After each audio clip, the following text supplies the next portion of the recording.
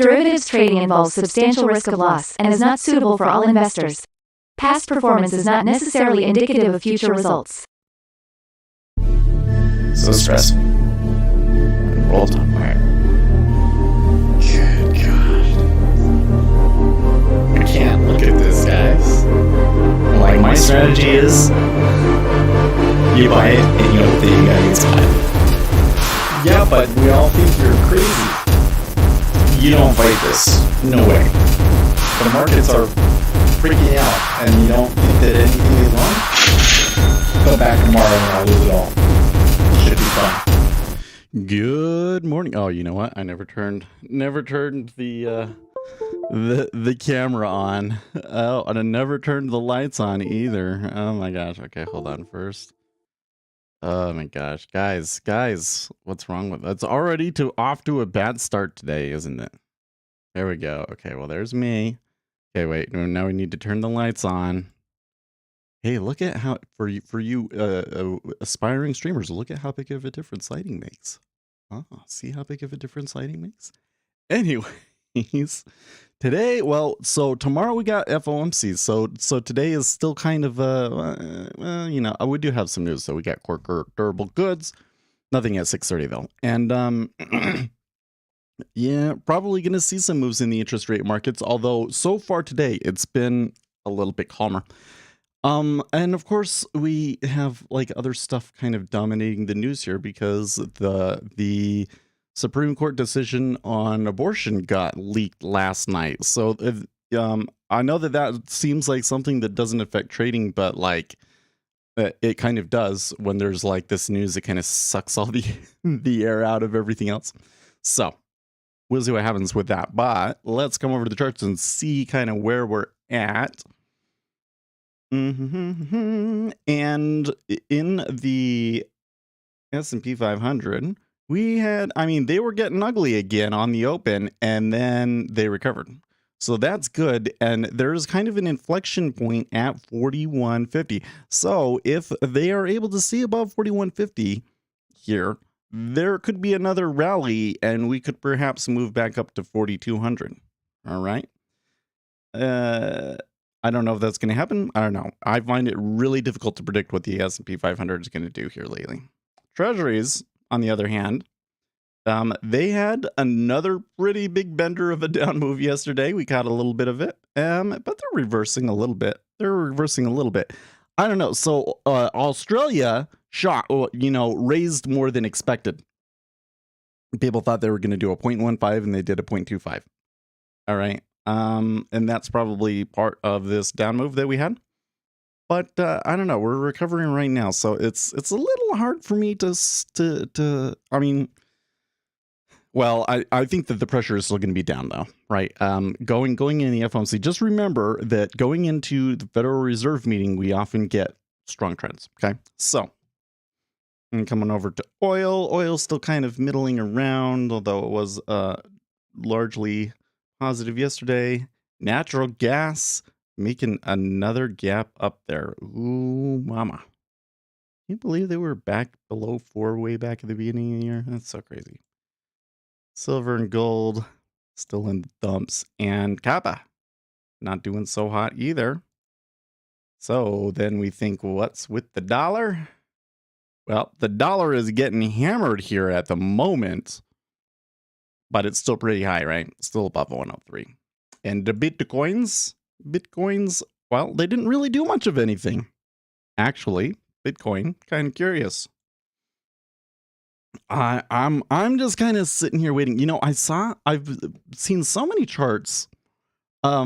Something that I find really surprising in Bitcoin is they're getting some pretty strong correlations to traditional markets now.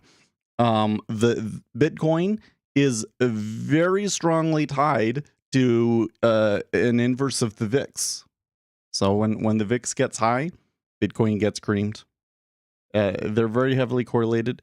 The NASDAQ, very heavily correlated with the NASDAQ, but they're sitting down here at some pretty critical low points, right? So I just keep thinking there, like, man, all it would take is just the right kind of push, and you could see some real carnage in the cryptocurrency sphere. But it doesn't happen, and who knows if it ever will. I don't know. So that's where we at in the markets. It's a little bit lighter of a news day. Okay. Like, don't get me wrong, factory orders, JOLTS job openings, these are all important numbers, but they're not like red numbers, right? Well, factory orders month over month, that one's going to be really important, right? Because that's kind of the thing that's been changing a lot. So, well, is the the treasuries going to push down even more? I mean, I kind of wonder if this is going to be like yesterday, where it's like, as soon as the open comes, he's out here selling. We're pretty close to 3, though. We're pretty close to 3. All right, well, let's get in here. Let's see what's going on. There's a bunch of chat overnight in Discord here. So why can't we just maximize freedom and let people live how they want to live? Well, the Supreme Court decision, really what it does is it leaves the decision back to states. So isn't that kind of maximized freedom? Like, if abortion laws are really a big concern to you, go and live a state that has the abortion laws that you like, right?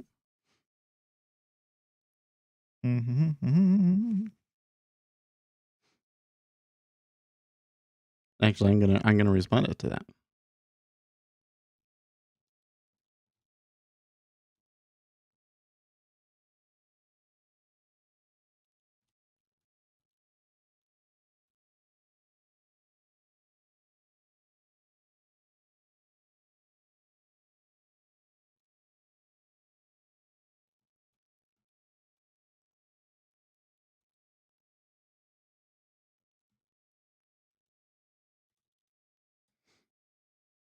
I don't know if they're gonna like that.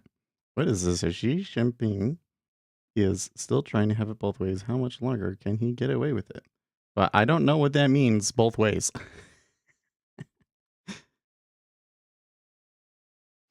Okay.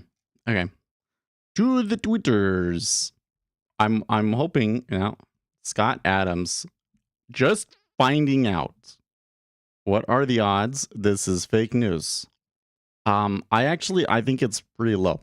But here's the thing. Justices can switch sides and change their positions whenever they want, but we were being told that it was 5-3. So like 2 justices would have to switch. But I don't think that they're going to, actually. I think that the conservatives are kind of concerned about activist judges. And I think that overturning Roe v. Wade would kind of be like the ultimate strike at the heart of activist judge, right? This is going to be interesting to see how this turns out, because one of the first things that I see people comment, like especially on Reddit, is like, is this something that could save the Democrats in the midterms? I mean, I think that overall it does help them, but I think people underestimate how much. Hey, good morning, Keller. I think people underestimate how motivating this issue is for conservatives as well. So, I don't know. I think pushing a little bit more. So 118.16 was kind of a spot yesterday, right?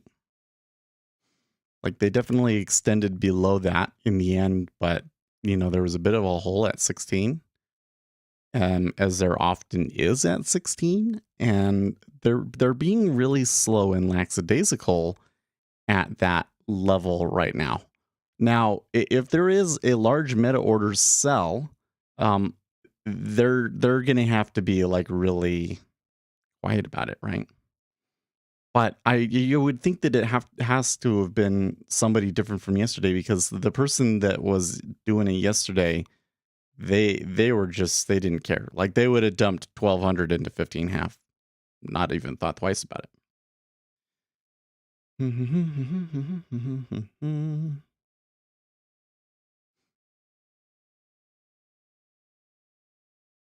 This is okay, a bunch of stuff here.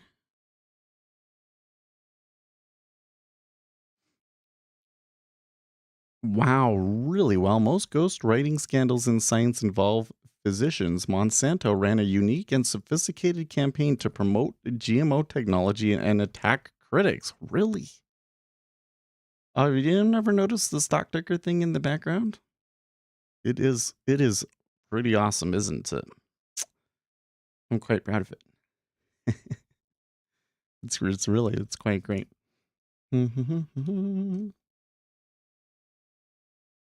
What's Quant Minds come today? If you want to do like programming kind of stuff, Quant Minds is a great account to follow. From the asset management perspective, the energy transition, i.e., substitution of fossil-based energy production with renewable energy sources, is a subject of significant interest. Read more on forecasting the impactions of global energy transition. Invest in coat hangers? No, I don't think so. I don't know. I'm really not sure how much that will save Democrats in the midterms or not. It was always kind of the thing that was out there, but now we're very much like thinking about it like, okay, we think that's what's going to happen. I just got to reiterate that decision could change, right?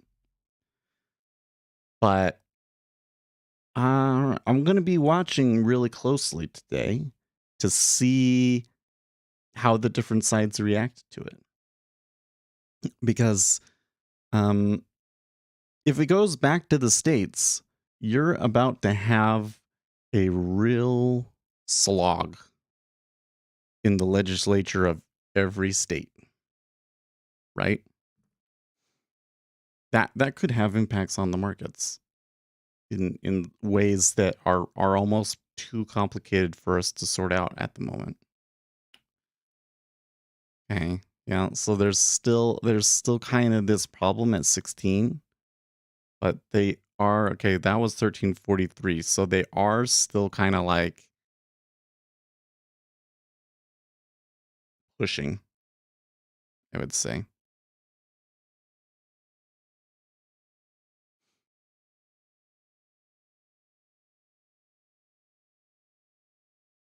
This is kind of like buyer's side, overnight buyer side positioning right here. So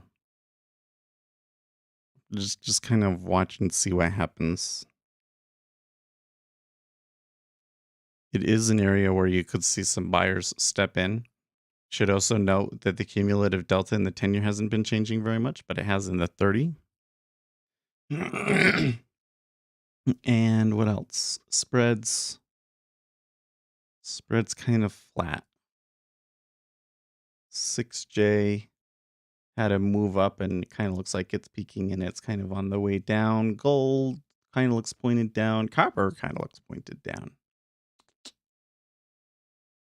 And keep copper up there. And the dollar below 103, still moving down. What's the driver of the, well, it looks like it's the euro. The euro moving up.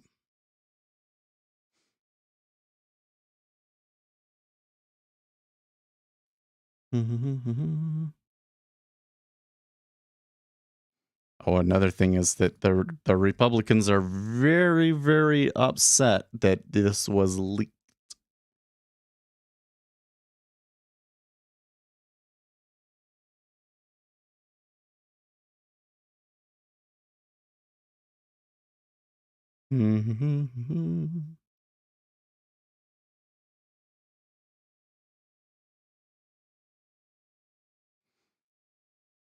Man, Jack Posobiec is like really upset about it. It's impossible to overstate how significant the leak of a draft Supreme Court ruling is. It would be equivalent to a U.S. general coordinating with a communist China's military, for example, by promising to give China advance notice of military. I don't know, man. I don't know, man. They're definitely going to come down hard on it.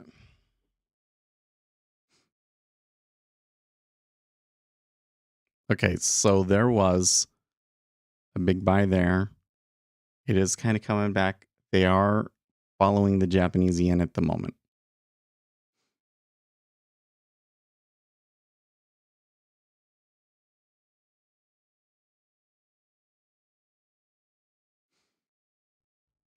They might have a hard time coming away from there. I suppose if we want to go long rates, that 2.99 ain't so bad.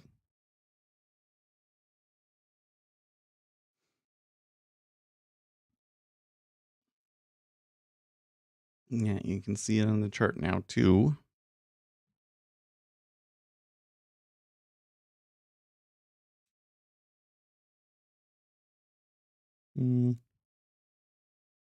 I think we still have a possibility of a strong sell coming through, but at the moment my read is kind of that this is quieter than it was yesterday. It's maximized freedom, then leaving up to this. Well, you don't like it, then move to a state that doesn't make you wear a mask? No, I totally agree with that, actually. Oh, why do you think I live in Utah, dude? Listen, I tell you what, nothing supported my decision that I want to live in Utah than the way that Utah handled the pandemic, because they weren't stupid about it.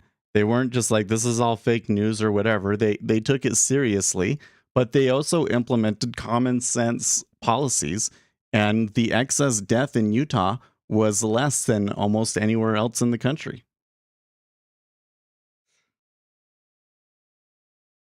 You think that this Supreme Court? No, I don't agree.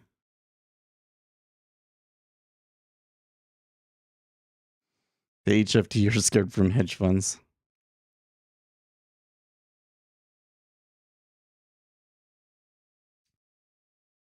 I really think that it's like the Constitution doesn't say when life begins. The Constitution doesn't say that.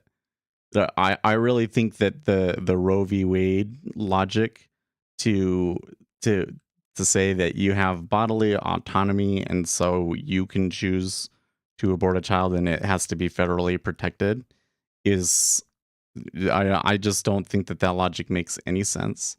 And I also think that, like, here's the thing that you got to understand, like, from a tactical perspective, right? Is that this is such a controversial issue. Okay, so for instance, Democrats were already out last night saying we need to get rid of the filibuster and pass a national law about it, right? That we're saying that. Now they won't be able to do that. I don't think that Manchin supports that, but you know they want to do it, right? So can you imagine? Can you imagine if every 4 years in the United States the abortion policy switched sides? You know, right?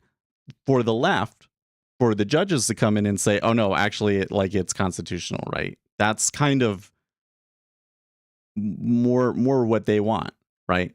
Whereas if it becomes a slog in every state, that's a Republican stream, right? Because people are very motivated by this, and that's something that they can use to get voters out at a local level, right?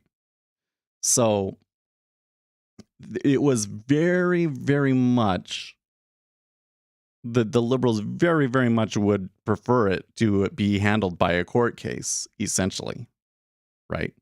Or putting in a constitutional amendment if they could do that, right? So you get what I'm saying? The conservative judges coming in and saying, no, actually, it is a thing that's left up to the states, like that's a huge blow to the approach that the Democrats have taken to law. That is basically like, you know, it might not seem like it. It's such a weird thing. But when I was a kid, right, the Democrats were the ones that were all talking about the Constitution and the courts and things like that, because they thought that the Constitution supported their policies. Kind of what happened was halfway through Obama, they started to push for things that were very clearly not constitutional. And that's when all of a sudden it kind of switched.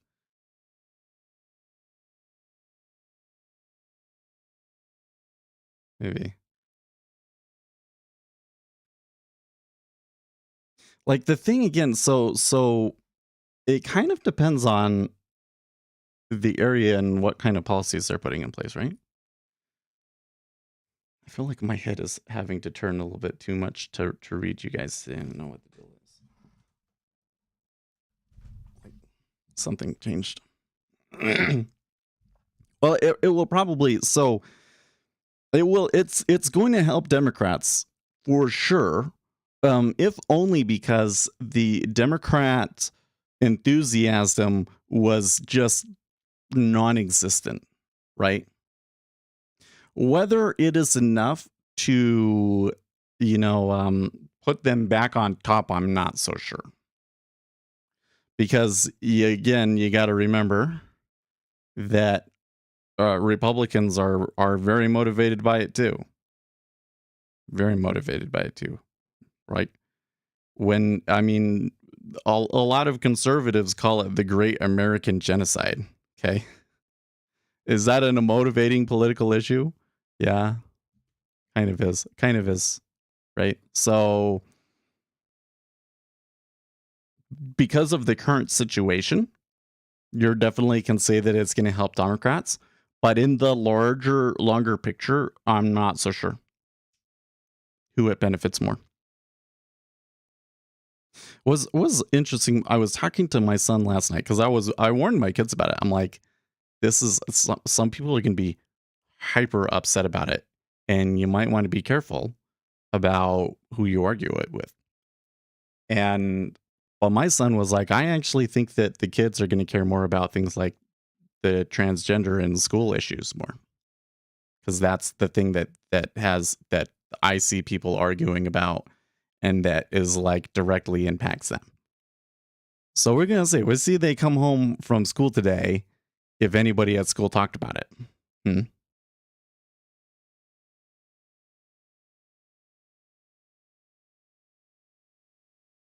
No, but again, the outright overturning of it, I think that a big factor going on in the minds of the conservative justices is so there's this whole thing that, like, when there is a precedent set, that you're not that's supposed to be it, right? And that precedent should be really, really strong, right? And the thing that the current conservative justices that are doing here that is really a significant development to the longer run nature of the Supreme Court is they're saying, when it comes to something that is constitutional, it's either constitutional or it's not, right? So really what they're hitting at here is this idea that, like, you can go in and get enough justices to get the decision that you want on this one thing, and then it's precedent and it can never change, right? That's really what they're striking at, right? It weakens the power of an activist judge, essentially, and I think that that's kind of where they're going. Otherwise, the Chief Justice wouldn't be signing on to it, right? Because he's been very much wanted to avoid, the divisive issues, right?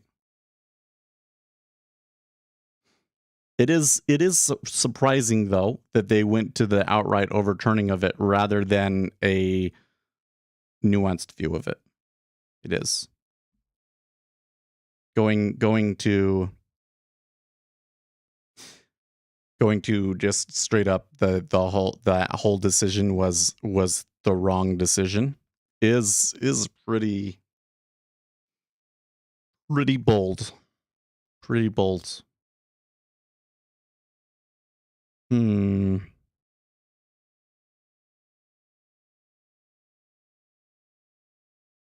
Why am I seeing these tweets from like 16 hours ago? Oh, okay.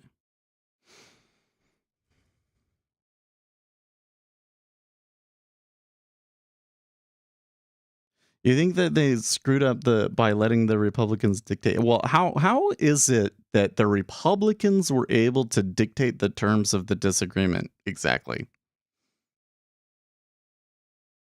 Because in my opinion, the issue really naturally boils down to, when does life begin?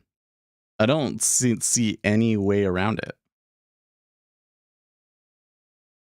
Democrats are staking out a claim on when life begins, one that frankly I don't think makes much scientific sense. It's unavoidable.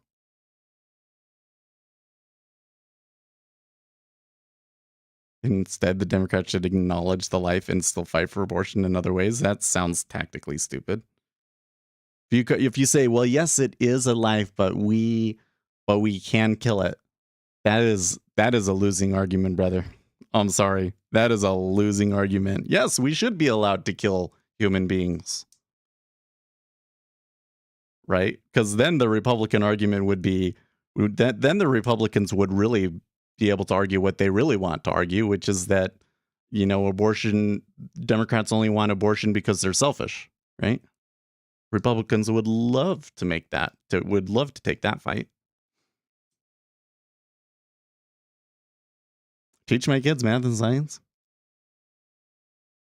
That's it, I hate I'm just, maybe this is just the contrarian in me, but it's more complicated than that, NASDAQ killer, because kids that are minority students are far less likely to achieve in math and sciences. And why is that? And the reason why all of these textbooks, they're saying that there's like woke math textbooks. The whole reason that that's in there is because they're trying to address some sort of systemic issue that may be harming math and science achievement in minorities, right? Whether or not the things that they're attempting are actually effective at doing that or not is a different question. But you got to understand, here's like when it comes to school, and this is relevant to us. It really is, guys. Okay. The objective of the modern United States school system is, or I would say that this is their objective, but if it's not their objective, it definitely should, is to maximize the number of scientists and engineers that our school system produces, right? So not everybody is going to use math in their job, but everybody needs to have a high enough level of math so that if they want to go into the higher levels in college, they can. Because a lot of that stuff you got to learn as a kid. Okay. So the more kids that we can get through to the calculus and above level, the better. It's very, very important for the competitive, in order to compete with the East, essentially, right? Okay. And particularly, it's not just math, it's really advanced statistics and linear equations. This is the thing that is likely to define the next century. Okay. Machine learning algorithms are really in their infancy. I know it might not seem like it because we've had these algorithms in Facebook for a long time, and it seems like that they're just, so powerful, and it's like a change has come through. But the reality is that the models that we have are very, very naive right now. Okay. And it's probably true in the markets as well, that some of the algorithms that we're using are very, very naive. and we need to optimize them, and it's going to be something that we're going to start implementing at like every place of the infrastructure and life of the US, right? So yeah, we need those engineers. We need those kids that go and get the advanced statistics, right? It's really important. And yeah, that also means if you want to bring minorities that are in poverty out of poverty, probably the best thing that you can do is get them interested in math. So is there something systemically holding them back? I don't know. Do some of these like emotional thinking things help people become better at math, or more kids be successful at math? I don't know. I would really like to see some evidence in support or against it. Everyone's a victim now. Give me a break. I don't know. I'm not interested in arguing about whether somebody is a victim or not. All I'm interested in arguing is how do we maximize the number of scientists and engineers that our economy produces, right?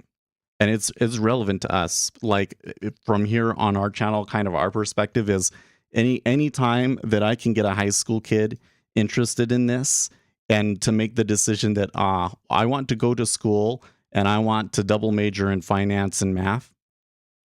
If I can get, or quantitative finance or whatever that path is, I can get kids to do that.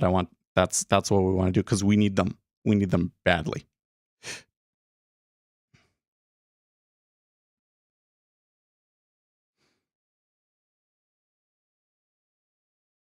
Well, because the Republicans made it an issue of when does life begin, but it could be about whether terminating a life is ever appropriate. Well, but that is what the Republicans are saying, right? If terminating a life is never appropriate, then at what point does it become a life? Because most Americans do not think we're being fooled to believe that the advances in science will translate into a better society. Well, I'm not saying that it's going to translate into a better society. I'm merely saying that it's really hard to compete without them, right? Like from an economic perspective, if you have an economy that is optimized by machine learning, a traditional economy is not going to compete. It's just not. It's just like here with trading, when we don't have the advantages of the machine learning algorithms and the speed that comes with automating the market making, it's really hard to compete against them, right? It's at least more honest to admit that the idea is ending a life, but by fighting to say it's not a life is just scientifically valid. Not scientifically valid.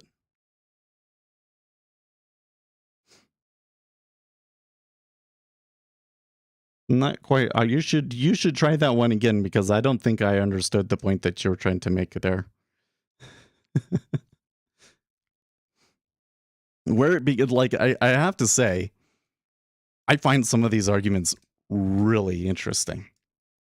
When we were talking about it with our kids last night, he started talking about the transgender stuff, because I guess that's what the kids, and he has a friend that is kind of transgender, and the whole thing about whether or not it's a mental illness is I'm not taking a position on it, but like it's interesting to me. You see a lot of people on Reddit, they're like, oh, it's a mental illness, and then people are like, no, it's not a mental illness.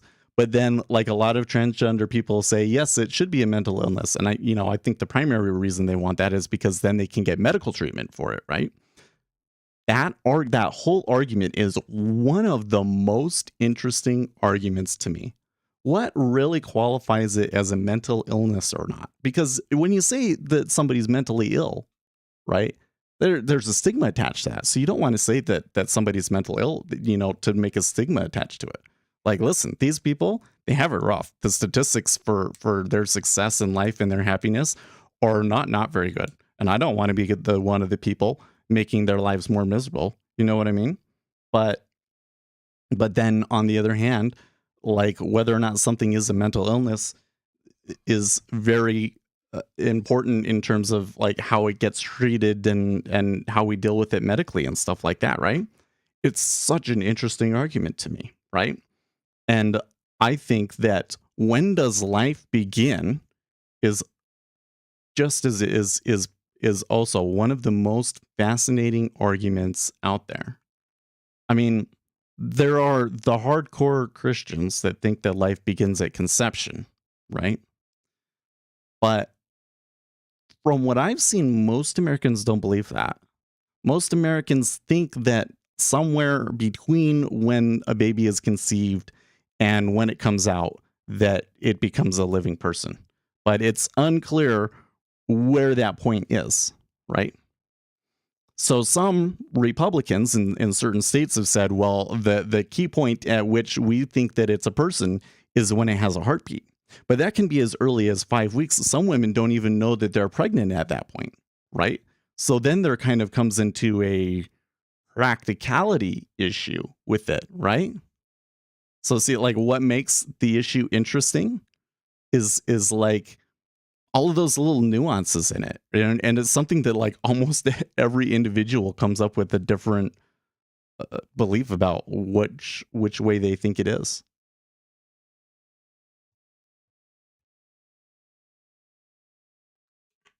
Why are there? I don't know.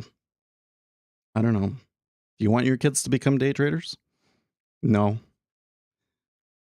If my kid is going to do something in finance, I want them to go and work for a broker dealer and make real money. Right?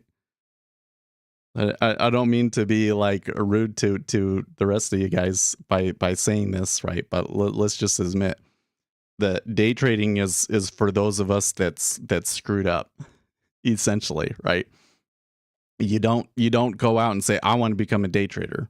That's not the way to go about it. Like if you from a young age decide that that's what you want to do in life, then you want to go into finance and you want to go and work for a firm. And retail day trading is for the people that that's not an option for.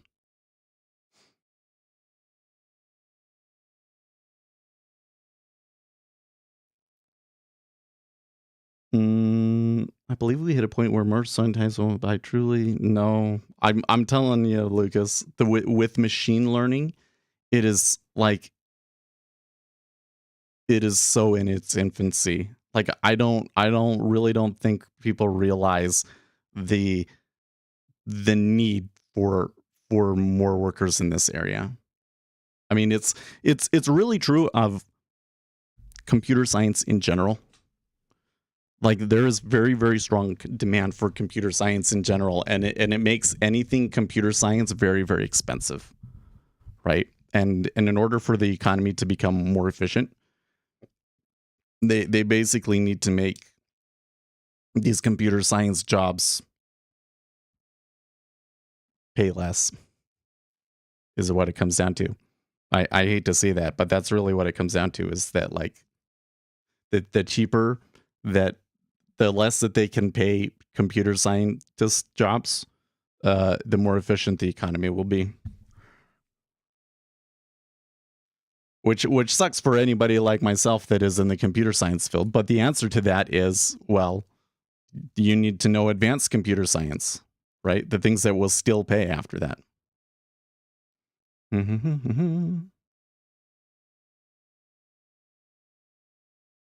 You agree with super Christians that life does begin as conception? Well, I'm quite surprised that you'd say that.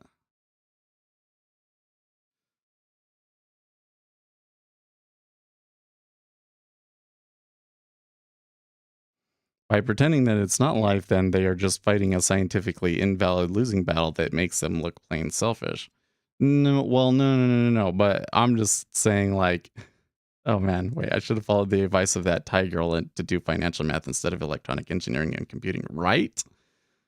But I wish if I would go back to school, I would have done it differently. Yeah, I mean, I think I still would want to do computer science, but I would have been looking for machine learning and quantitative finance sort of a track.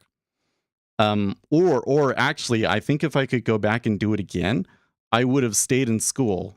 I would have continued being poor. Listen, those first 4 years, I I mean, I worked for Goldman immediately out of school, but you know, I could have been done graduate work. You know, now I don't know if I'd need to go as far as a PhD, but I wish that I had done master's level data science and quantitative finance.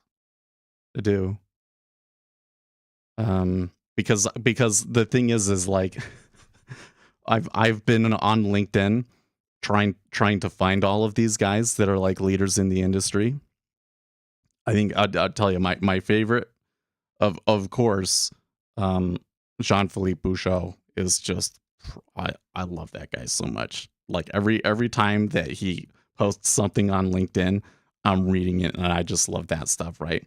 And another one that I really like reading on LinkedIn is Igor Halprin.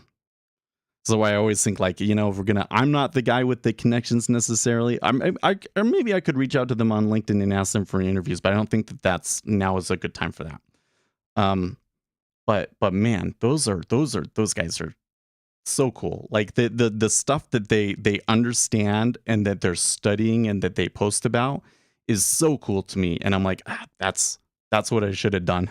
I should have gone to graduate school and become like that, you know, tried to be at that kind of level.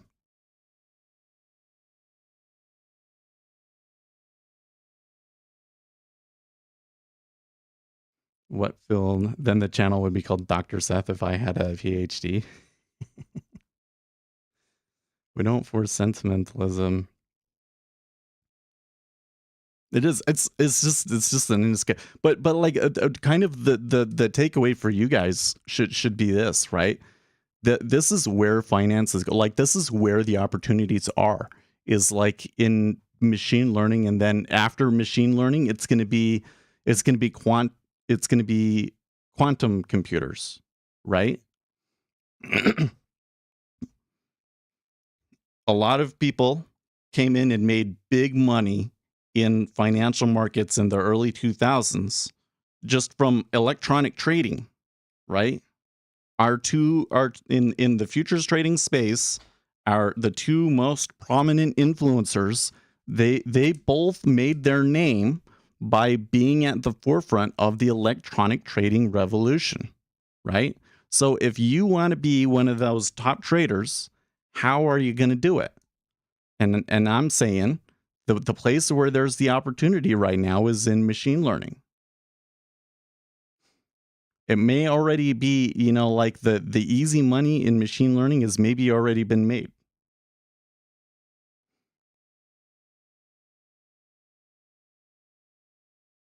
Which is a machine that, I mean, there's a lot that they actually do have over you though. It's really quite shocking to me what these machines can work out. You're right that they can't rationalize a theory or an idea. They're just using past data. But what I don't think people realize is how inefficient our thinking about these things is and how big of an advantage optimizing that is.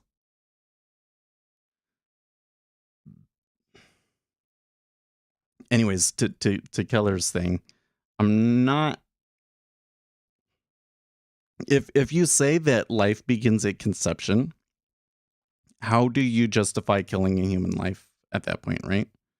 So now you're saying yes, it is a human life, but we are justified in killing it. That does not sound like a winning argument. It might make sense to you logically, but that is not an argument that's going to win very many people over. You know?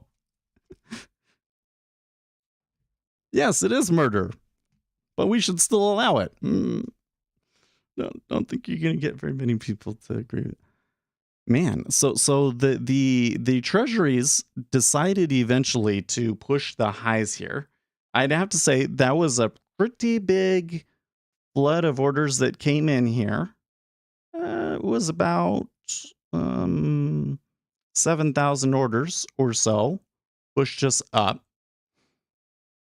I'm not quite sure I see the reason for there to be that kind of a rally, but we just cannot ignore the order flow. So I don't know if that means that I just want to kind of jump on the trend, but there may be a liquidity hole here at 22.5 that we might be able to try and work with. Life begins at conception for, yeah, but it's an animal, not a human.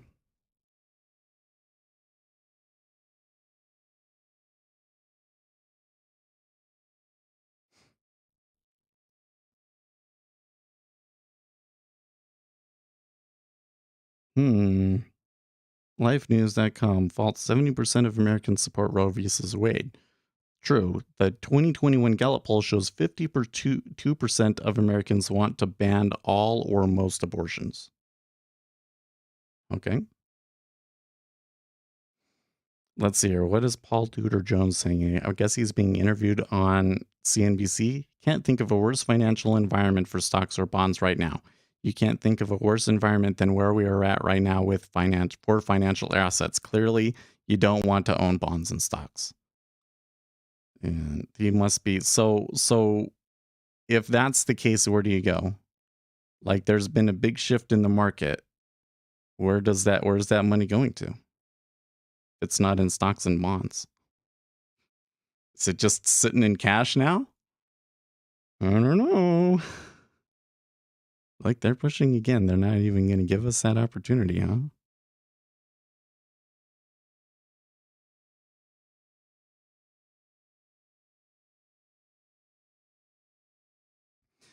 You know, I think I'm kind of in this position where it's like, if we get a solid trend in the treasury, I feel like I want to be involved in it, but I don't know if I actually have a very good reason to try and get involved in this.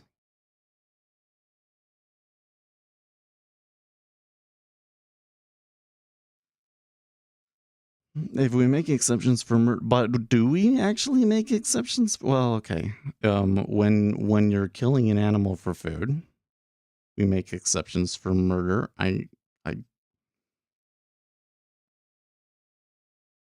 That's not an argument that's going to translate.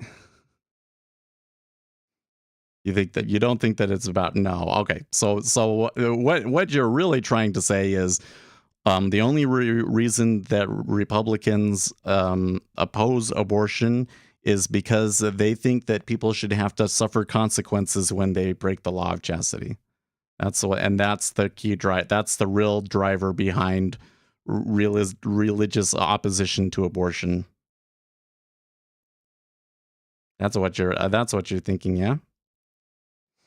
They pushed there again. So this kind of happened yesterday where like we had this node like this and that wasn't even close to the end. And it kind of looks like they're doing it again. Like they might extend here. I don't know if I feel like that these prices, I mean, it's as fair a price as any. There's certainly the possibility that they could extend a little bit further, but since I'm really not sure what is the driver of this flow, and we have had now at this point about 10,000 contracts of difference, I think that there could be 15 to 20. But at the moment, I'm kind of thinking that at the very least, we missed it. But there's no way I would have traded that anyways. Maybe the market is starting to say that we did get too hawkish and that the Federal Reserve isn't going to be as hawkish as the market thinks.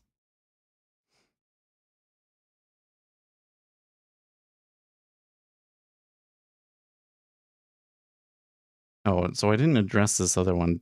Quants lose money in machine learning algorithms. No, like, listen, if you're a quant and you go in and you're working for a big bank like Goldman Sachs, JP Morgan, Fidelity, these are the places that you'd be doing this stuff. Yeah, the algorithms that you're writing are making money. Right? But that's because you're working with a bunch of other people.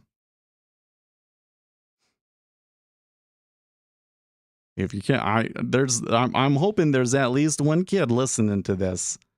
Kid, go do machine learning or quant finance, man. It's a good gig.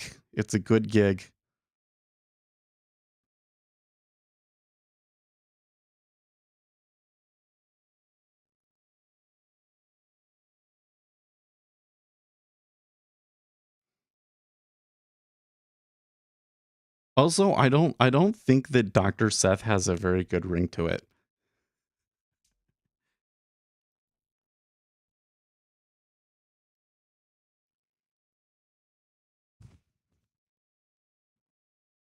You know what it is? I don't know what is the personality trait that creates this, but I see this in a lot of successful traders. I think that the most extreme example of it is oh, what is his name? Baldwin, the bond trading, famous bond trading guy. And like he famously does not play well with others. And he I think that one of the things that you see these guys is that they're really successful in trading. They just kind of disappear, right? You don't hear from he doesn't have much of an internet profile. They don't want to be revered in that way. Like I like having the channel and I like having you guys here. I don't like it when all of a sudden people start saying, "Oh my gosh, you're so amazing," and the greatest all time, and everybody should try and base their trading off of you, sort of a thing. I don't like that because to me, that's like feeding my ego when I know that that's the thing that like ruins traders most of the time is trading for the ego for them rather than just trying to execute on what the market is going to do as best as possible, right? And so there's a lot of people. So to me, like the idea of, oh yes, you should be Dr. Seth, that would be a prestigious title for you to have. It doesn't appeal to me at all. Doesn't appeal to me at all. I'm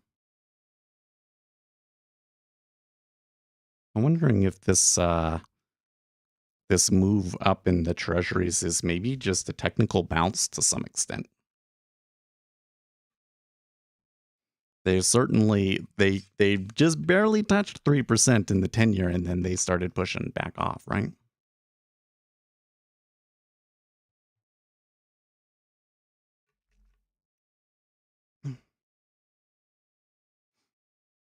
So going back to the argument, I'm gonna try and convince you of a different strategy, Color. Okay. The best strategy for Democrats to play is to argue that you can't abort after a heartbeat is detected is too aggressive of a time, because all of the Republican states, that's probably what they're going to implement. If you make a law that life begins at conception, then like Plan B is illegal. Okay. And the majority of Americans believe that you should be able to do Plan B. Like something happened, the next day you go and you take the morning after pill, right? That has a very, very widespread support. But the Republican states that the legislation that they were pushing was that you can't abort after a heartbeat has been detected, right? The problem with that is that, you know, it can be 4 to 8 weeks until a woman even realizes that they're pregnant, especially like if they're irregular or they're really young and they just don't really know themselves very well, or, you know, think about that sort of a thing, right? And so you're going to see many instances where the woman, you know, would have aborted had they had known earlier, right? And so from a tactical perspective, that would be yield the most fertile ground for Democrats to gain wins against Republicans on that issue. And that's probably where it's going to go. One con about being a quant and a bank is that the bank won't allow you to trade on your individual account because of insight. Well, yeah, of course. Of course. Yeah, you can't trade an individual account, but, you know, they should be paying you really, really well. Right? If you live within your means when you're making that, I mean, because we're talking about jobs that are going to be paying, depending on where you live, 200 to 500K a year, right? Some of those top quants, they make insane amounts of money, right? Think about how much you can pack away if you just, you know, have a regular sized house, right? Yeah, if you just have a regular sized house, let me put it this way. If I started making $250,000 a year next week, I would put $100,000 a year into my retirement accounts and just let it grow. And you only have to do that for maybe 5 years, and then you have the opportunity to go and start your own fund. Right? Like, you see what I mean? Like, the opportunities that are available to you at that point are so much cooler than day trading, right? Day trading is really just like the first step. Like, I think that day trading is really useful because you get to understand the market, especially if you study the market microstructure stuff that we teach in this channel, right? That you're so much better prepared to go on to the next steps, which is going to be like the next step is managing a portfolio, you know, or helping other people manage portfolios, and then eventually managing a portfolio yourself.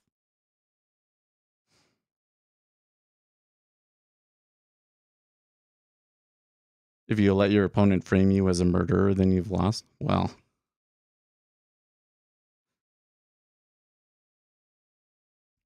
I certainly see that when it comes down to that, if you're having an argument with liberals and the argument devolves down into that it doesn't go very well for sure. Because the Republican thing is just, yeah, it's murder. And if you're a Democrat and you have to admit that it's murder, then how are you able to justify it? And I've seen many a person get themselves stuck in that rhetorical trap and react poorly to it and get very offended.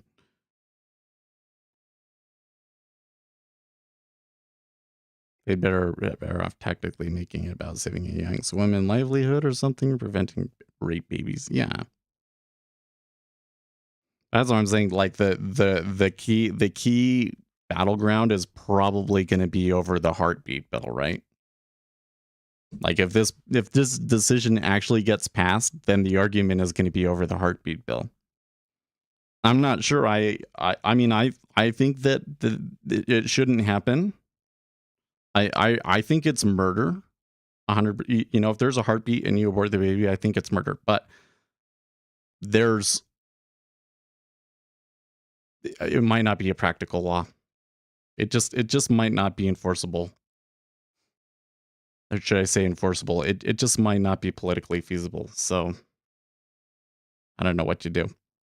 You could say like 8 to 12 weeks. Can't have an abortion after 8 to 12 weeks. Sure, that seems like a milestone you could put in there that most people would be okay with. That's probably the best political middle ground that you're going to get, is somewhere between 8 to 12 weeks.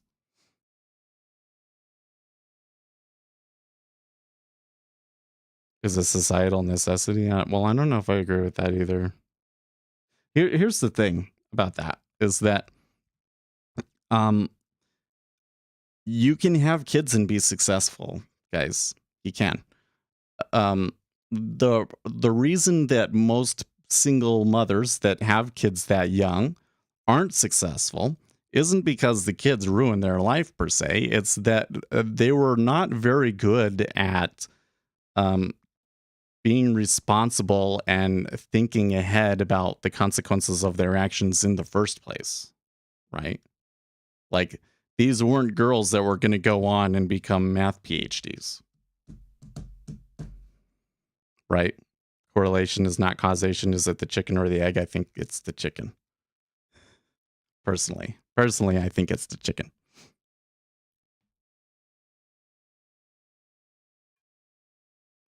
If there's women out there that are in that and they're good with, then good for you.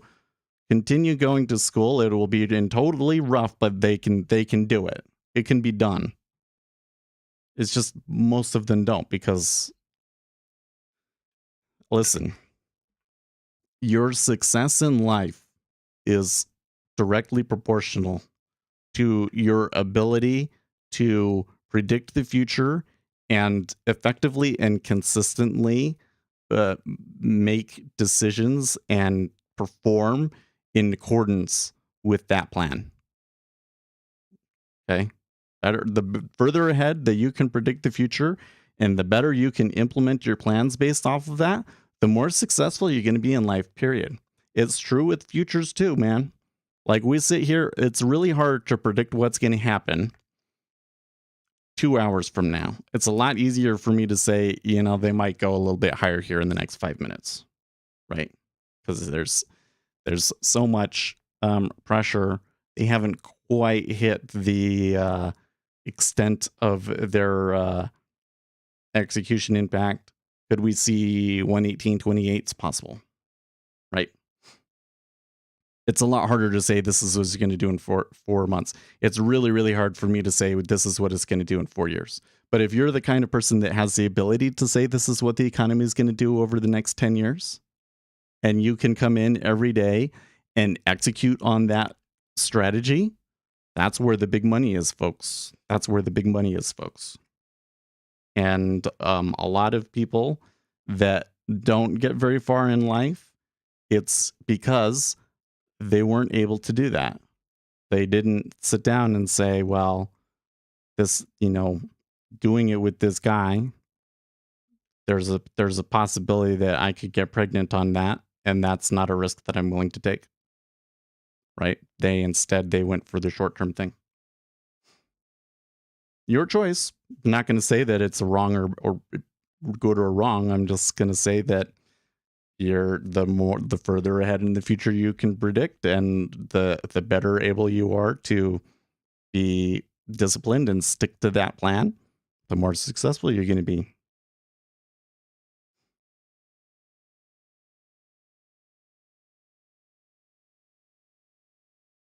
It's traumatizing to be stuck with a baby you don't want. Yeah, well, lots of things are traumatizing. I don't know, man. There's 28.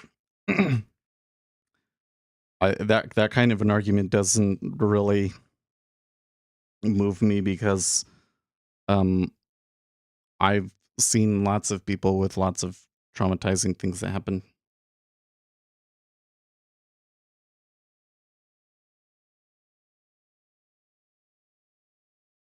Can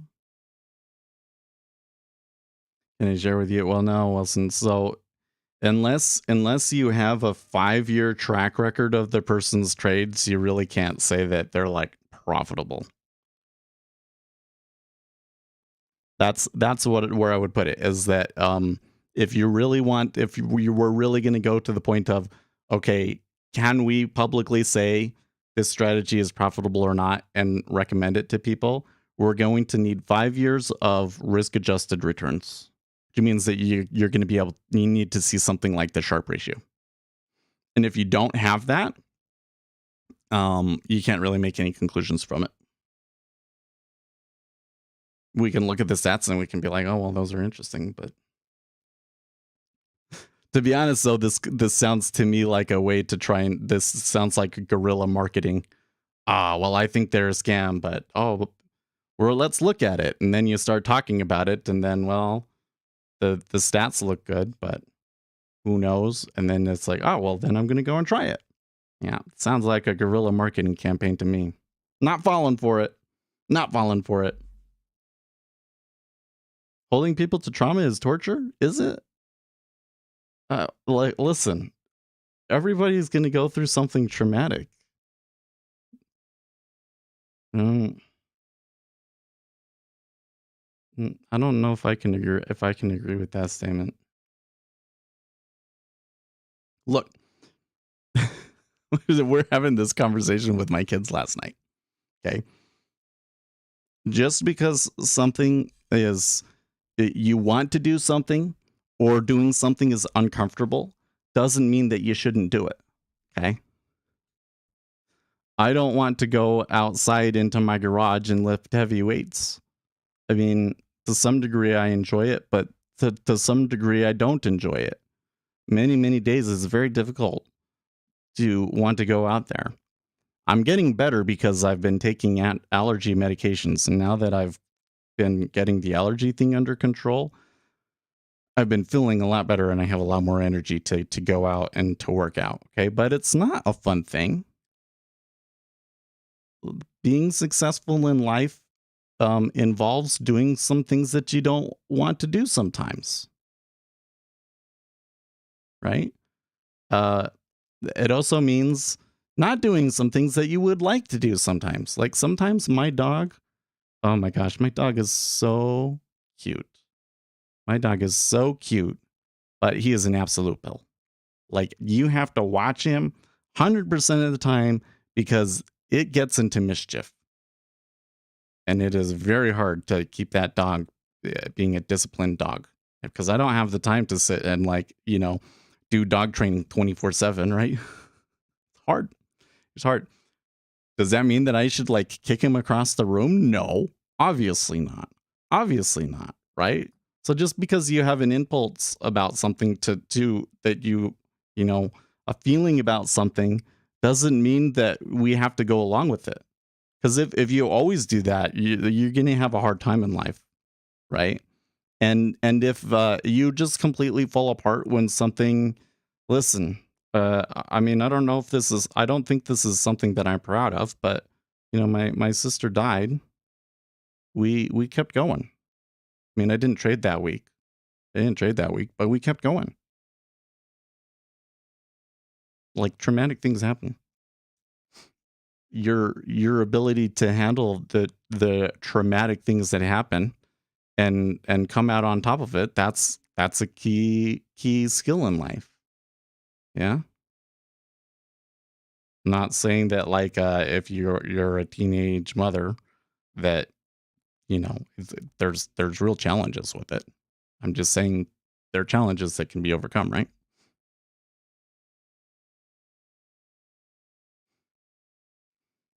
Mm-mm-mm.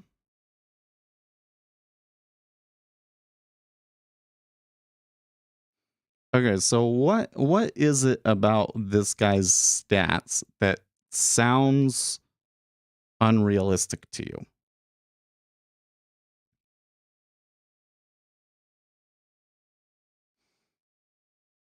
How much money drop? Well, yeah. So if you're making 20% year over year, that's really good. Now, if you're managing a really teeny tiny portfolio, then you might be able to go higher than that. But if you got somebody that is sharing this out in public and they're making more than 20%, then that should immediately be a big red flag, right? Because if they've been successful, if they've really been successful at it for years and years and years, then they will have already sized up to the point at which their size is a problem, right?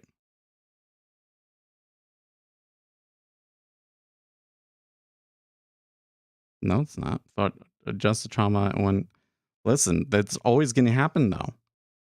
Yes, it might be less traumatic for you to kill a living being, but no, we're not going to let you do it. Huh? Yes. Yes, if you're being bullied by somebody, it would be a very easy solution to just let you kill your bully, right? Doesn't mean that it's okay. 400% returns on average. That's a load of shit. Yeah. 8 consecutive. That sounds like lies. Yeah. So, um, man. I mean, the thing is that if you go in there and you're making, let's say you have a 25K account and you build it to 400,000 and then you start over again with 25K over and over again, like maybe, but at that point, the return that you're getting is not actually 400%, right? Because you're not you're not factoring in how much the capital that they have is increasing, right? So it actually in the long run actually comes out to more like 5%. But even then, to be making 25K every month with 25K in your account is not realistic at all. And that person's probably lying.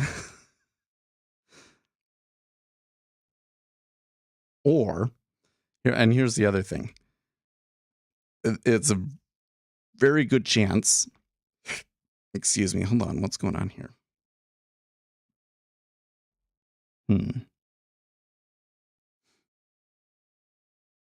Okay. I think they're moving around a little bit because the S&P 500 just trying to sort out which way they're going to go. I'm just to keep things interesting. I'm going to come on.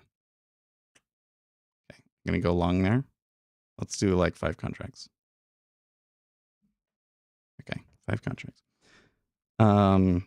But probably what's also can be happening is they can be doing a taking on excessive risk. So what you're going to see is like, oh yeah, they can like quadruple their account, but then there's going to be 1 month a year where they'll blow it all, right? And that's why they're not a millionaire yet.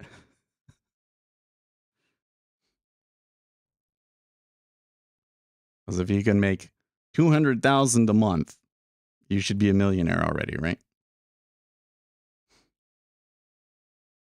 My nose is so dry and itchier at the moment. Well, they really came back there. It looks like 27 is ending up being the high volume price. Man, I don't know if having the political discussion is like necessarily like, you know, the most entertaining thing for you guys. I'm sure that I'm going to say something that offends people. I'm trying to turn it into more of a like a life lesson sort of a thing, right? Because having discipline, like what is my problem, right? When it comes to trading, the biggest problem, it seems to me at least, that I have is that when I have some losers, my mental state my focus can decline very, very quickly. Like I need those wins to keep the chemicals going. And this is this is largely a function about how my brain works, right?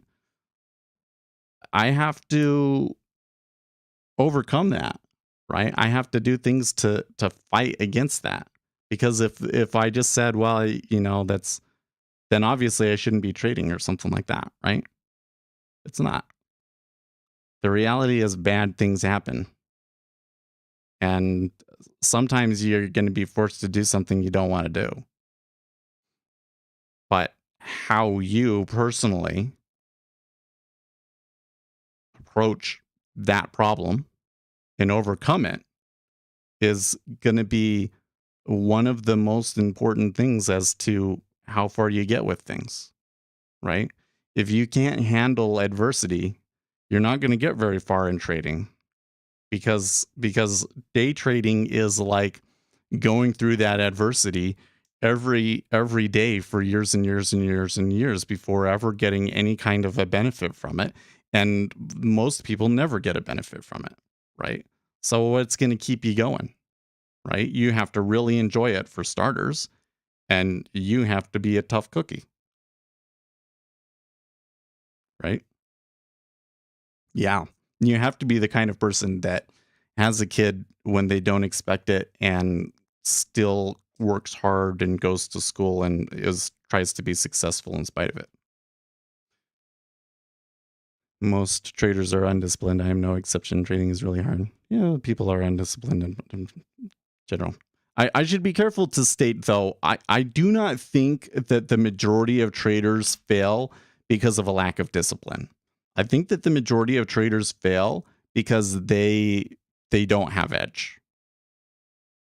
I think that what happens far too often is we blame our shortcomings on our psychology rather than the strategy itself.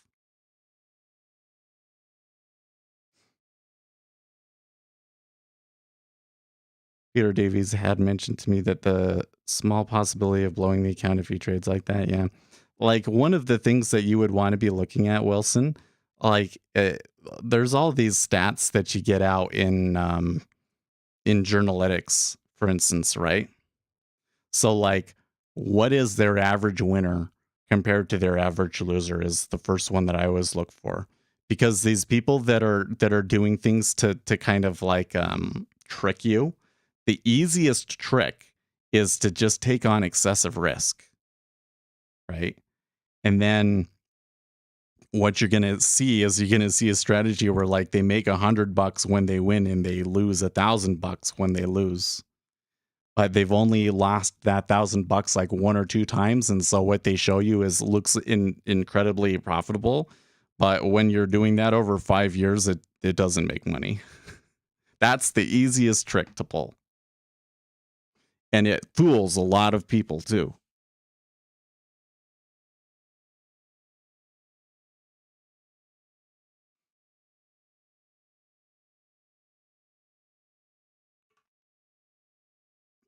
Yeah. Are they using price action strategies?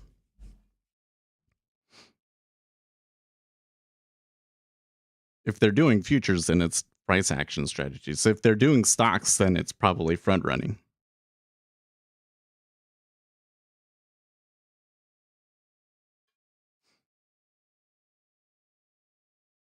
Yeah, there's a lot of it on YouTube. There is.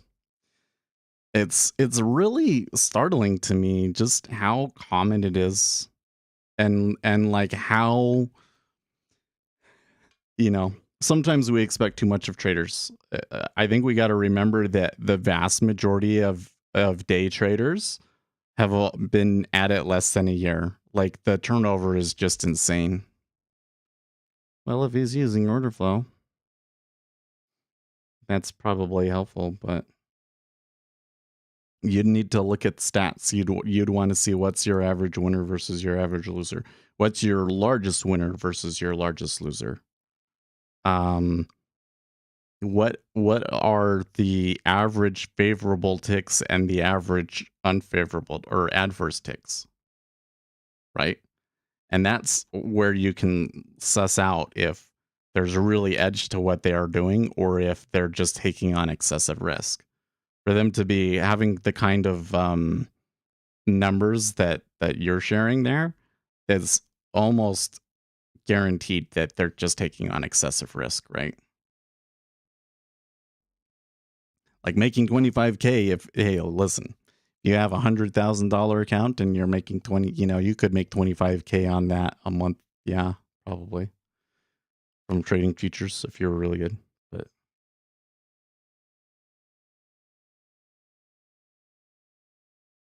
he said he learned a lot from, well, that's interesting. That doesn't sound like anybody I know.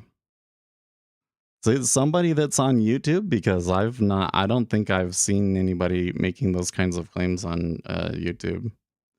Except for, well, not with order flow, at least. I've certainly seen some price action and indicator people trying to make claims like that. Well, so when I say excessive risk, what I mean is that the profits are primarily derived by how much risk you're taking on. So the easiest example, the easiest way to derive profits from taking on risk is to have a really, really wide stop. Like I can come in here to the S&P 500 and say buy it there and sell it there. Oh, almost. Okay, cool. Right. And I can do that like a trillion times. And if it had gone against me, I could have just said, oh, well, it's fine. It'll come back up. Right. Like I can have a really wide stop and just like never take the loss. And if it comes down, so that's the first way to do it. Right. The second way, when we'll do it here, is to start saying, okay, we didn't get a good price there. We're going to average in. Right. We're going to average in. We're going to take some of them off there. And that will build our position lower, right? And you can just keep doing that and keep doing that, right? Problem is that eventually the amount of risk that you're taking on ends up being equal to the size of your account. Right? And then that's when it ends. Right? But what am I doing right now? Okay, well, so I got it, right? So right now in the S&P 500 is the profits that I have right here at 41.55. Is that based on that I have something that is effective at predicting which way it's going to go, or that I have some sort of edge in the order flow?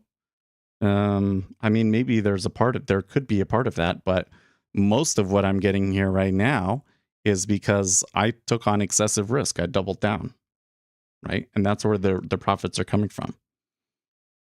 There's, oh, geez. Really? Well, that's interesting.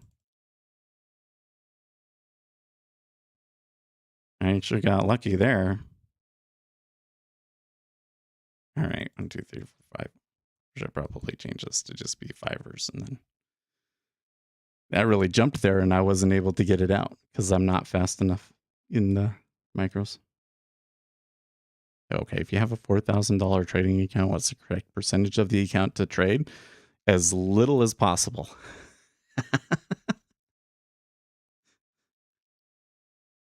I think when you're talking futures, that the correct thing is to just trade with one contract at first, or if your strategy really requires multiple contracts, you're like 3 contracts, then you're trading with 3 contracts, but you're going to keep it like that for a long time, and if you're being successful with it, then just build the account up further than what you could actually size up for at first, at least. Because like there's a huge learning curve to it, right? But in the longer run, then when you get to the point where you want to size up and stuff, 1% per risk per trade is the norm, yes. But you might want to do less than that. I think once you start to get to that point, I think that really what you want to be looking at is more like how much per year or per month do I want to be making, and like what do I want my Sharpe ratio to look like, right? Your perspective is, well, thank you very much. Yeah, I have a video about performance metrics where I kind of talk about all this stuff. It was primarily geared towards, you're developing an automated strategy. How do you judge how good the strategy is? But it's a really good video to watch for anybody because you kind of start to realize that the profits that you make isn't the only thing that matters, right? Because the profits that you make is a very short-term thing that changes a lot.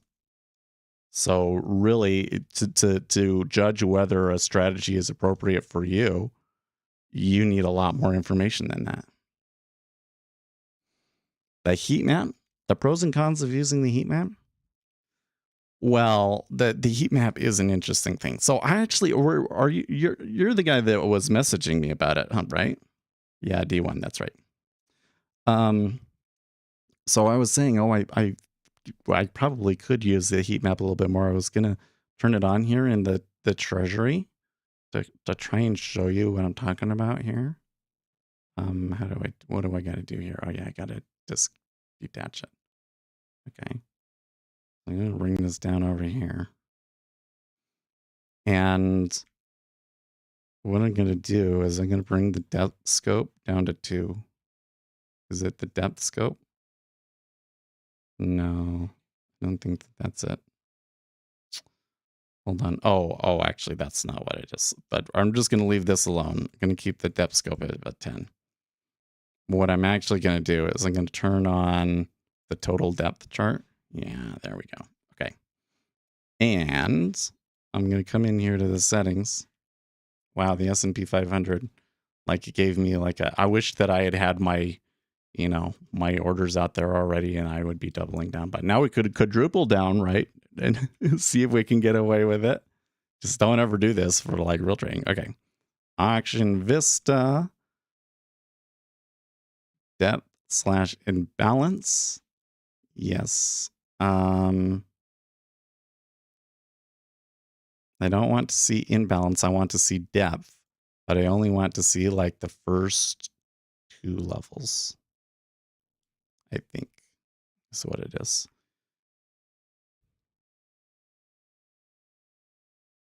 Is it doing it?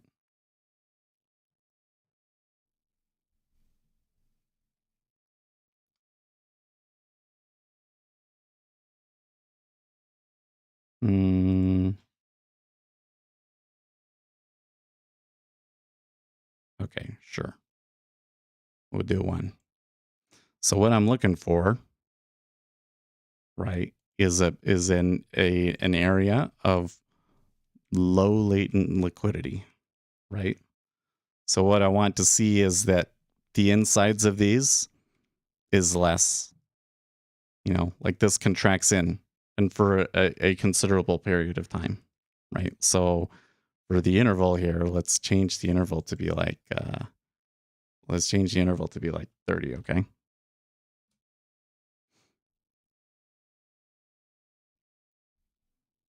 So I'll just kind of let that sit in the background and marinate a little bit. I think that the Vista charts are kind of cool, and in the S&P 500, people find it really useful because a lot of what happens kind of happens over a range of prices, but there's nothing that you see in the depth map that you don't see on the DOM. Okay, I just want to be clear that the DOM is like the most accurate, best way to see all of the information. Heat maps are cool. Some people find use. I don't use it very much. To be honest, the heat map that I have in the upper left corner is largely there because people think it looks cool. I don't use it that much. The thing I like the most about Jigsaw's depth map is the cumulative delta reading.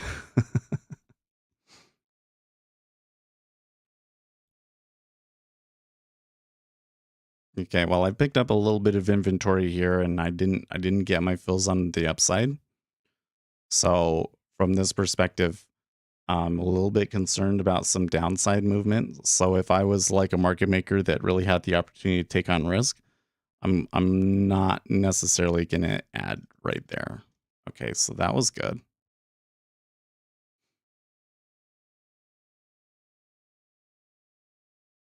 That helped a lot. I can get 55. That'd be even better, but I don't know if they're going to give that one to me.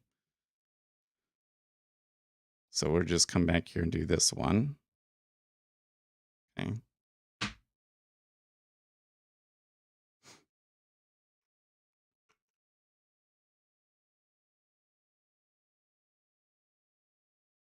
Hey, map looks like a dirty napkin.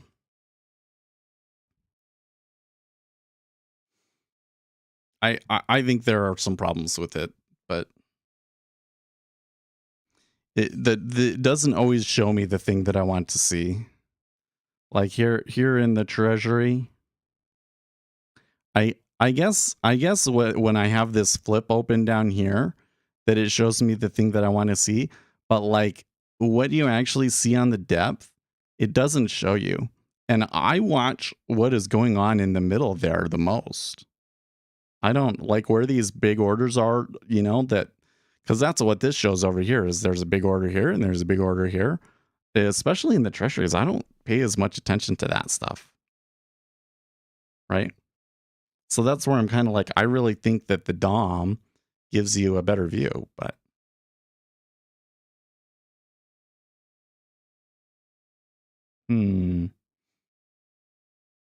I'll put it down there again. It seems unlikely to touch that now.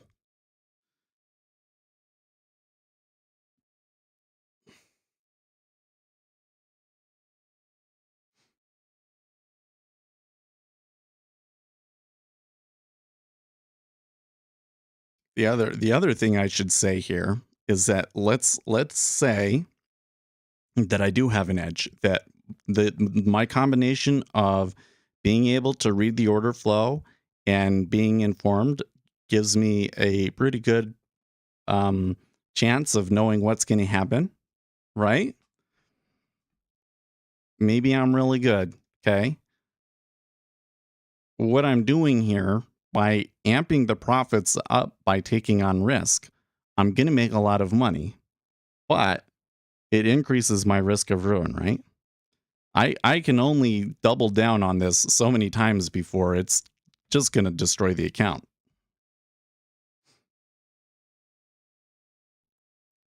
So, but I take on risk so many times. Like, look, they have to break to new lows now in order for me to start losing money.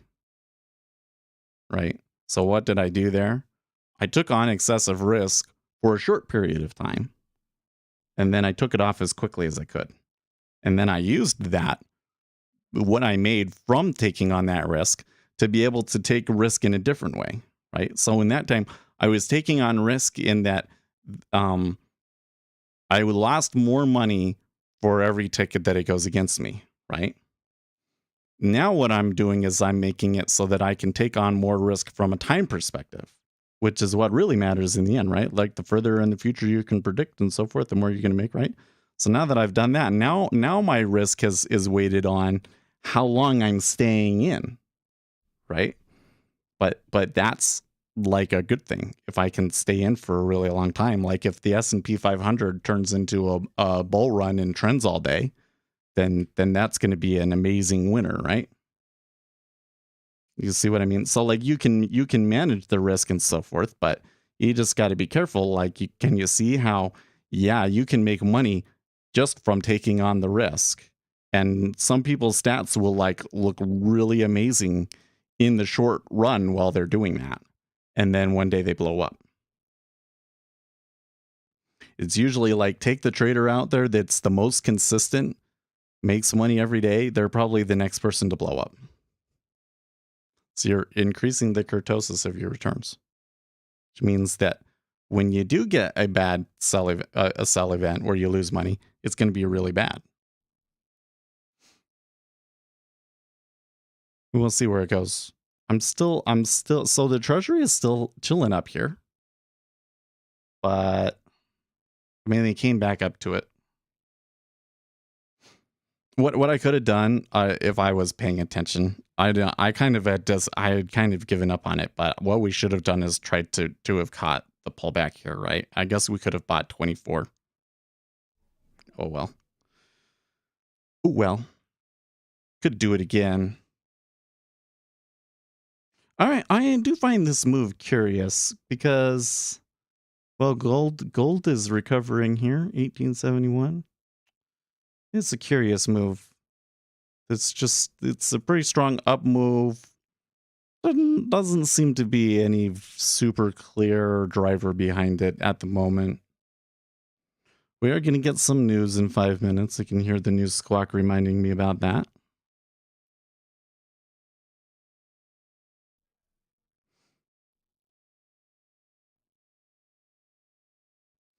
Let's pull this up here again and see if we can see it.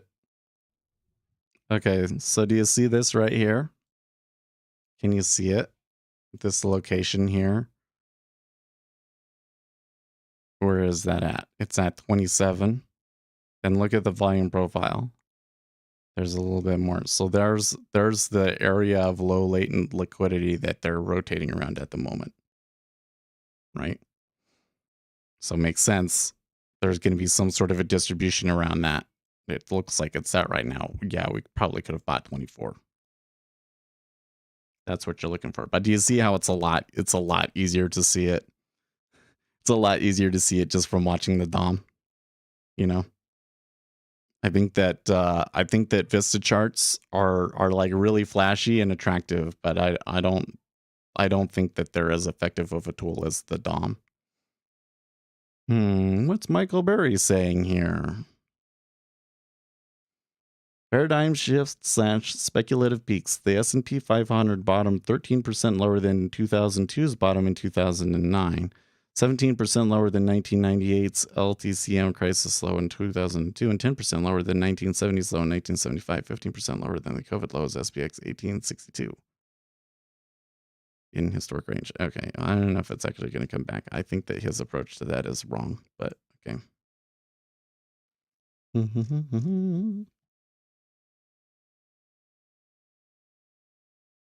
So far, this is looking good. I'm kind of tempted to come in and say do it again, but I think I made the point, right? Adding on again. The trend line would help too. I don't think it actually would. Hey, let's go and read that. Okay. Jigsaw had a blog article about support and resistance.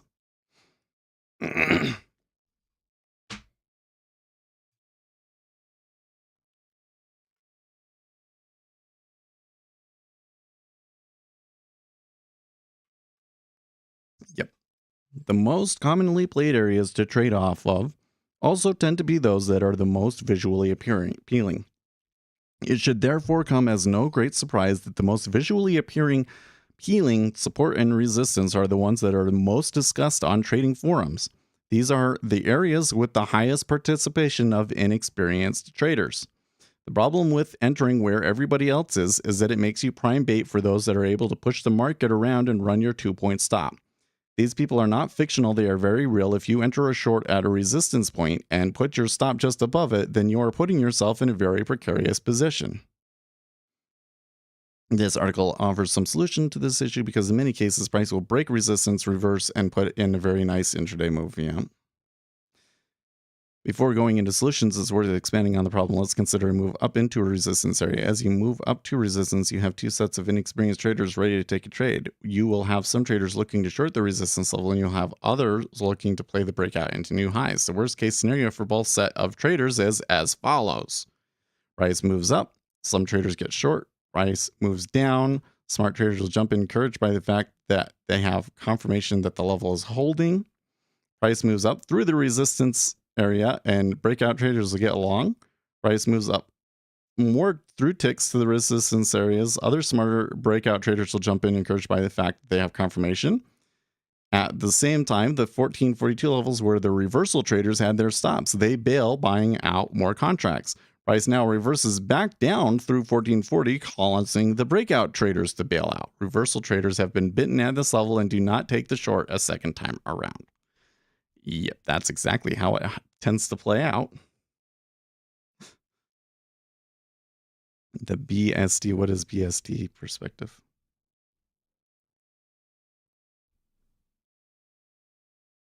I don't know what they mean by BSD.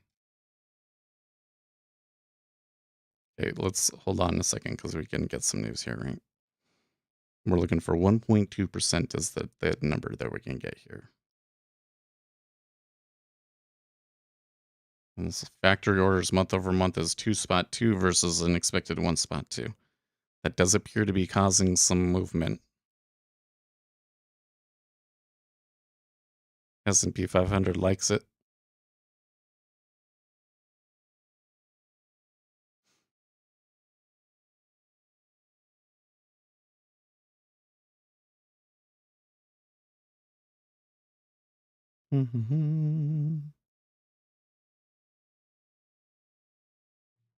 Still okay.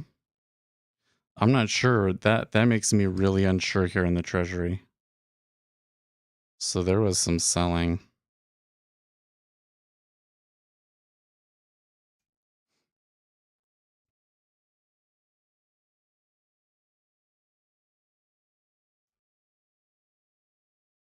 Should I keep reading here?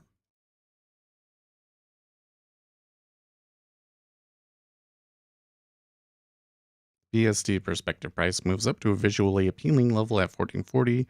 Retail traders will be attracted to this like moths on a flame. Your experience tells you that this market is not one-sided, that this is not a freight train market, that it is just going to run through the level. You decide that short term it is worth risking $100,000 to nudge this market around.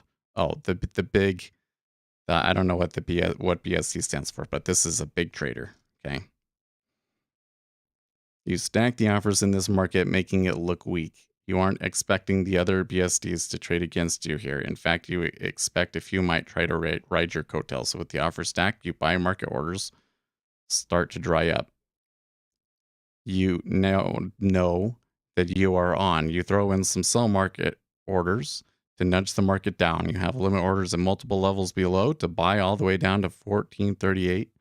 As sellers come in, encouraged by your initial selling, you pick up 1,000 or more so contracts at each level. As it comes to 1438, you stay firm, refresh the bids, and pick up another 2,000 contracts.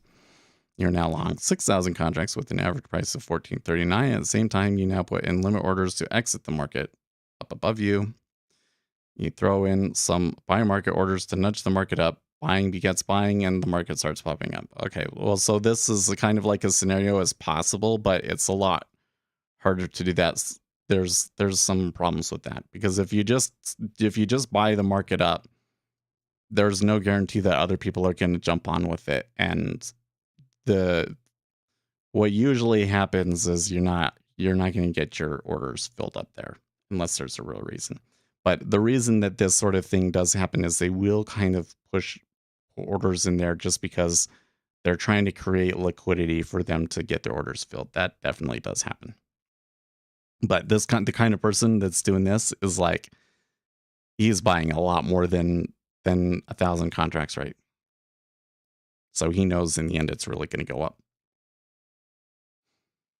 This does not occur at every support and resistance level. It doesn't occur every day. The number of contracts, the number of ticks gained may vary, but this is a game that is played on a regular basis. If you've ever heard of Paul Rotter, this is one of the games that people like him play. Except for he doesn't do it in our markets anymore. On the surface, it may appear rather unsportsmanlike, a little unfair. This sort of activity is known as gaming the market. The name comes from game theory. Whilst it is beyond the scope of this article, if you put the above to one side and look at the price action surrounding support and resistance, there are still issues. Yeah, okay. So what if it's exactly on? What if it comes short? What if it goes too far? And those could all still turn back down. And effectively, you have scenarios A through C where there is potential to make money from the reversal, and scenario D where you'd lose money. Scenario A, the best price you can expect is one tick below the level itself. I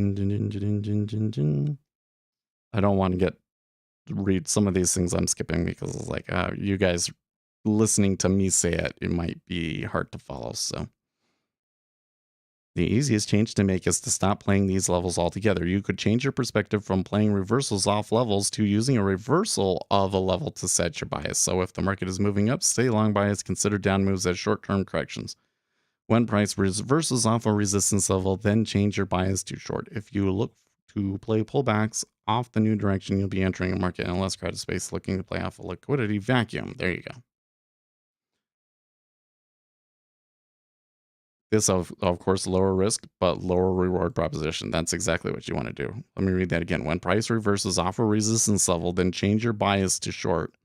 If you look to play the pullbacks of the new direction, you'll be entering in the market in a less crowded space looking to play off of a liquidity vacuum. This is, of course, a lower risk reward proposition. So if we were to say, I don't think that is the case in this particular instance, but let's just say that we had seen something here that makes us say that this level is rejecting, right? We had a move that went up to here. It came all the way back. Then it came back up to here again, right? It's rotating around this. So I want to go short right here, the far end of this bubble, with the idea that this liquidity hole will suck us back down. Right?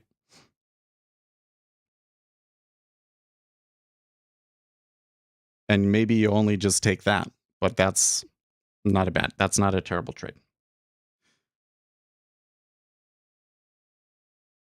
Knowing the market more intimately will help prevent you from jumping in front of a move that will not stop.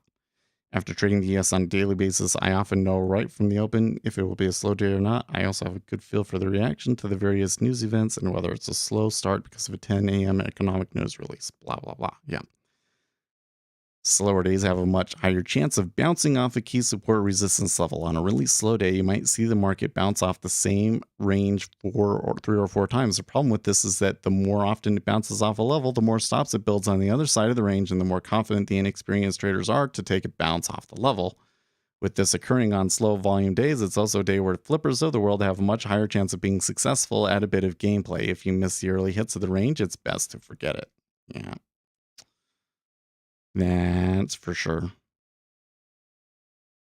See, now that we're at 24, So if I think that this is going to go higher, I don't have an active reason to think that it's going to go higher, but anything from here from 24 to 22 is probably a good play to go from 24 back to 28, right? Because we know that there's somewhat of a liquidity hole there at 27. It looks like there's also one at 25, although I didn't actively see that. But based on the volume profile, there's a pretty good chance that there is. Although, I don't know, we did make like a lower low. I guess I shouldn't read that as anything, but I'm not exactly sure why we're seeing the buying coming in. But what makes me more cautious if I come back to the chart is when I look at the cumulative delta, right? There was about 25,000 contracts along, right? And now we're getting a pushback in cumulative delta. So that is signs that either we're getting the post large meta order impact, which I think is very, very likely, in which case we'll just continue to rotate here and settle at the 28 area, or we're getting a large meta order coming in the other way, right? And from this, if I just let's just try and game this out a little bit. If I go from here, we're not quite assuming that this is all just noise. We're not talking until about 8:30 until they would maybe be thinking about making another move. So I don't think that now is the right time to try and take that trade. I'm not so sure that this is a meta order the other way though. I'm still leaning towards this is post meta order impact.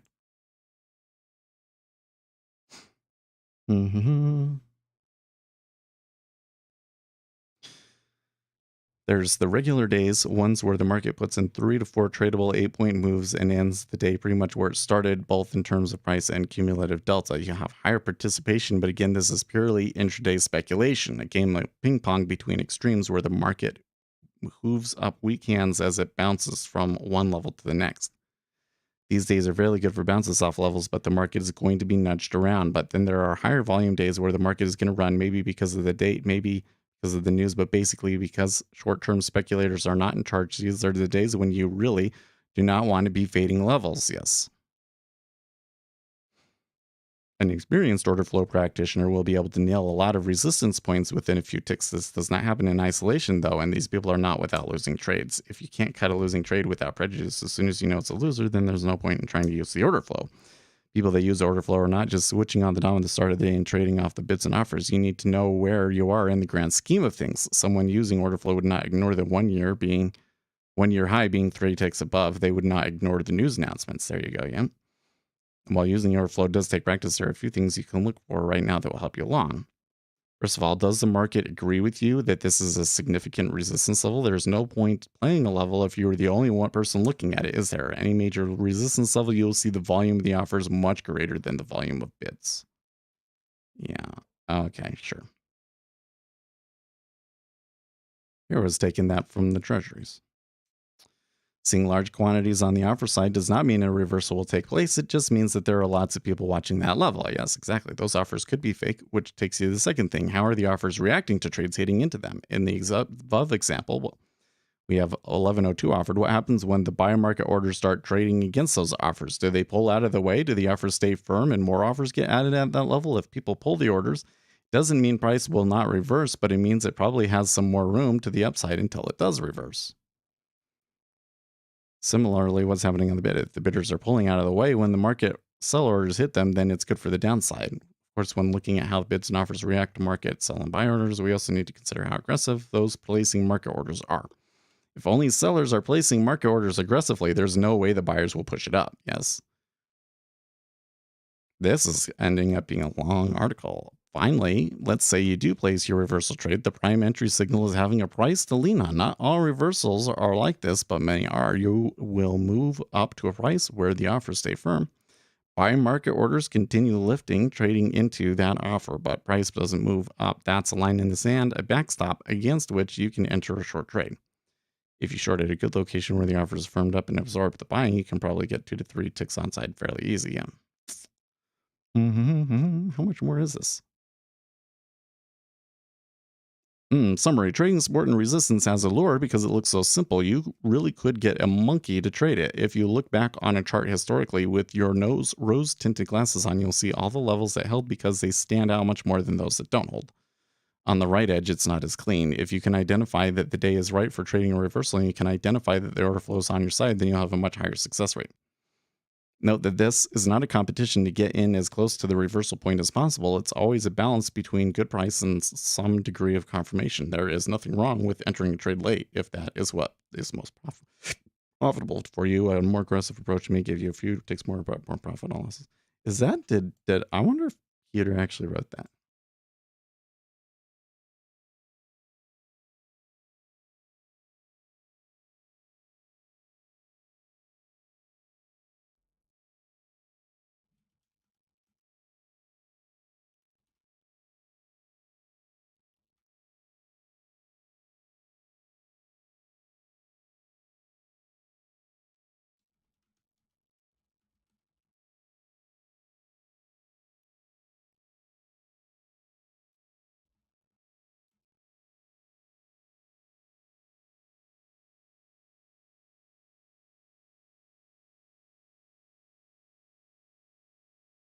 I'm not going to tell him. I'm going to ask him. I'm going to say, do you write these?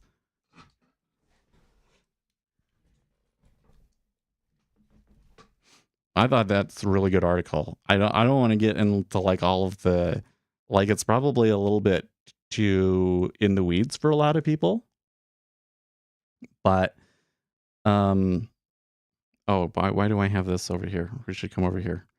It's a little in the weeds. I could see some people might have a hard time following what they're reading, but that's like a really good article, especially if you're like somebody that really believes in support and resistance. You can explain that. So DOM has no luck element at all. I mean, DOM operator, not the DOM itself. How about our short squeeze? Oh, okay. Well, so what we were getting back to was the trend line. So here's how I approach the market. Okay. If a large player comes in and buys the market up, a large meta order is going to push the market up. Large meta order sell is going to push the market down. And whether or not it goes through your trend line is entirely dependent on how many orders they need to buy. And what we find quantitatively from the market is that these large players that are really moving the market up and down are these days at least very price insensitive. So it's on the Jigsaw blog. Here, actually, let me just give you guys the link. That's one of the best order flow. All right, I mean that he was kind of going into the sorts of things that they talk about in the No BS Day Trading book. But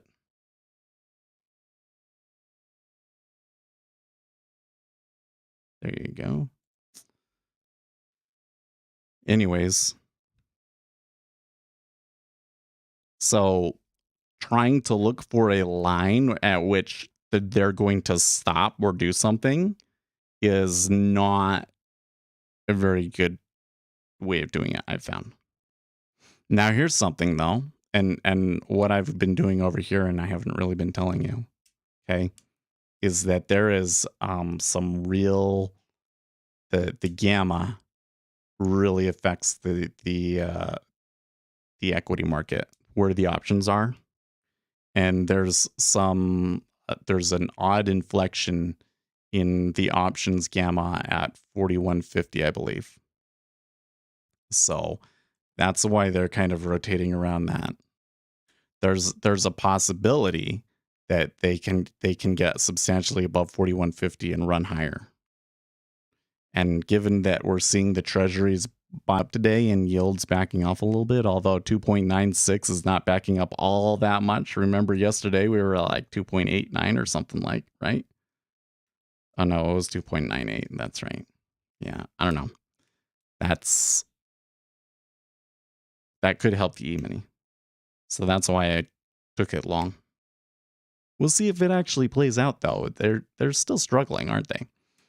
Although the pattern that we've been seeing the past few weeks has been that it kind of changes after the European close. So, but anyways, so do you see? But do you see what I'm saying? Generally speaking, trying to trade support and resistance levels on a chart is problematic. It's not a strategy that I'd recommend doing because the way that the market works kind of works against you with those kinds of strategies. The reason that so many people think that it works is because they're utilizing they're taking on risk to do these things, right?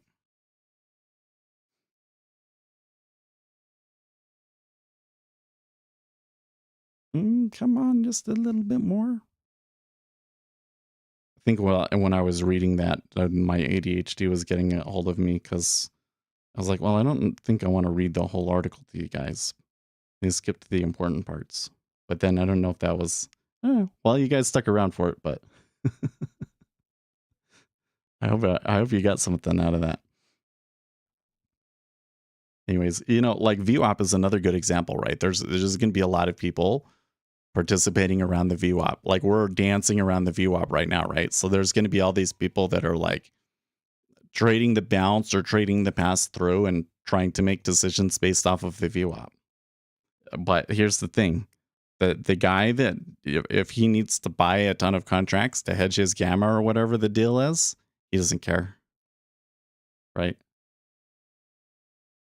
He'll push through that. In fact, he's gonna probably head right for that level because he knows that's an area where he can get a lot of fills, right? Like if I can get a bunch of fills there instead of a bunch of fills down here, then that would be great. I'm gonna let it do that so that I can get those. That's why you got to be careful with them, with those kinds of trades. It's better to just know what the meta orders are. I think in this case, for the treasury here, we missed an up move. I didn't have any reason to think that up move was going to happen. So it was an interesting move. Now that it's happened, though, I'm not getting any kind of signs of a continuation on the move, nor am I necessarily getting any signs that somebody's taking a meta order the other direction. There was some pretty extreme spikes up in here, but I'm reading that just as there are a lot of traders involved in there and liquidity is still somewhat light. But we are still settling around this 25 to 27 area where there's seems to be a bit of a liquidity hole. Can we see it in our well, so I don't think that I have a history that goes far back enough, but you can still see it. Look at the areas where the liquidity is really low. There's that right there, which ends up being what? 27. And there's that right there, and that ends up being what? 25. You see what I'm saying? It's an area of lower latent liquidity. Price will go to those. And they'll go to, that would be like that. Price tends to settle where supply and demand are at their minimum. You can use that. And that's much more empirical than support and resistance, right?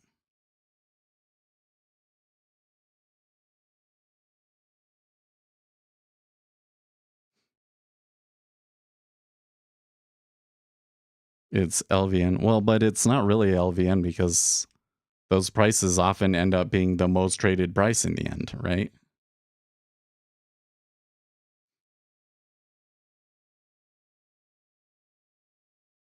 No, it's not LVN. It's really they're likely to become the point of control, right? So this goes back into the volume profile approach, right? The volume profile approach says that there's a price that people agree upon, and that's where the most volume is going to end up trading. We know better. There's research that shows that this is this is a thing that happens in the market because of mathematical properties of the market. And what it really is caused by is low latent liquidity.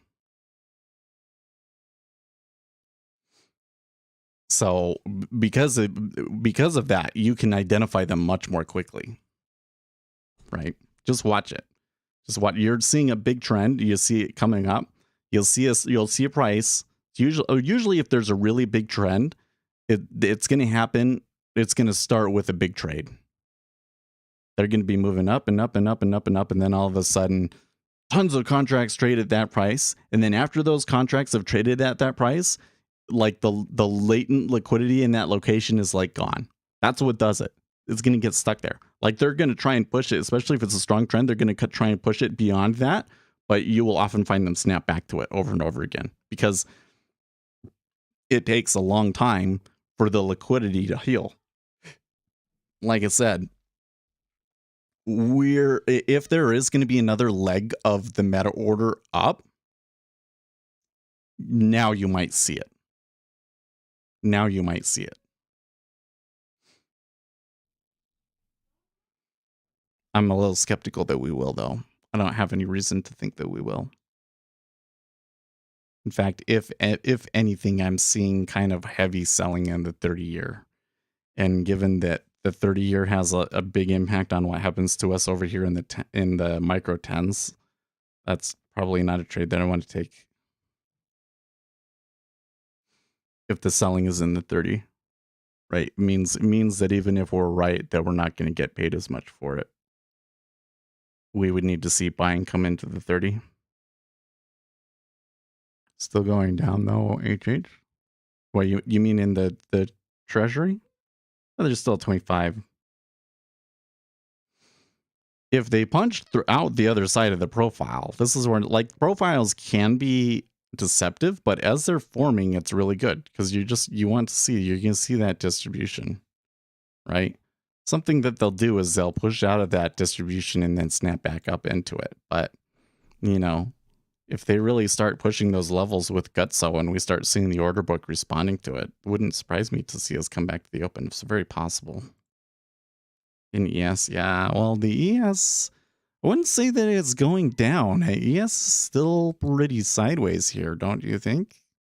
We could try pulling some out of the range here again. We'll try it. This is kind of a support and resistance kind of problem. Like, I mean, they're going to be looking for support further back, but we're in an area where they're going to chop around a lot, right? Like if I get filled at 4150, the chances of that being where it stops is very unlikely, right? It's going to, it's going to come all the way down to 4145, and then maybe it's going to turn up, or maybe even lower than that. Who knows? It's probably going to do a lot of random stuff here in ES. But that's where it's like, hey, if I'm taking on a lot of risk, I can take that multiple times, right, and get away with it. But is it because I'm able to predict the price movement really well? Or is it because I have a large stop? Right? I have a lot of likes today, guys. Thank you so much. 17 likes. I appreciate it. I didn't even ask. We're getting back up into lots of likes today. It's good. We should make some videos about some of these things. Because, like, I'm sharing with you stuff that we talk about in all of my other videos, but it seems like that this kind of context is a lot more useful for you guys. Could make one the problem with volume profiles, and then we can say the problem with support and resistance. Some useful, I appreciate it. It is. You know what, though? It's not me. I didn't come up with this stuff. Quantitative researchers at the best universities are the ones that figured this stuff out. All I did was try and apply it to retail trading.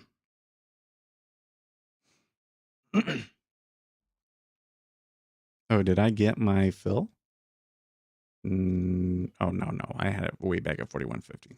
Okay. Well, if it just goes up, then fine. They're heading for that highs. So this will be like a great example, right? There's gonna be people sitting up there. Do we see them? Okay, so there's somebody with orders at 4170 just above the high, for instance. And there is some large orders before that point. Right? So do you want to go short at 4165? Or let's say 4164? I don't know if you get filled at 65. Well, if today is a buy day, they're gonna blast right through it, right?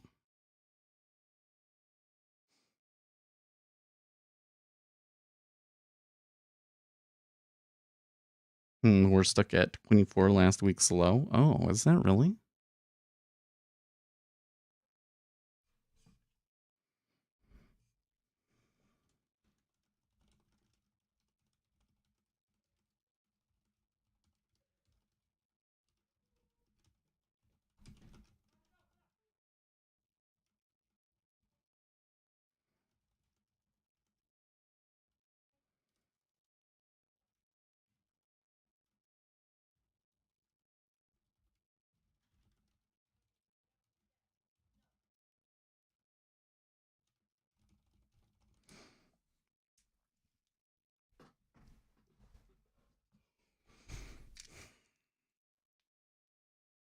Well, S&P 500, I'm not going to say that they're having a hard time getting up there. They didn't just go for it. There is some absorption there in the 4163 area. Do you see that?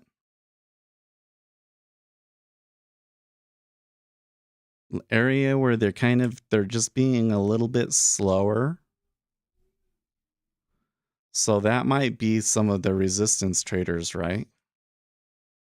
There you go. They blew them. And then now there's some stops. Not enough to break a new high, though.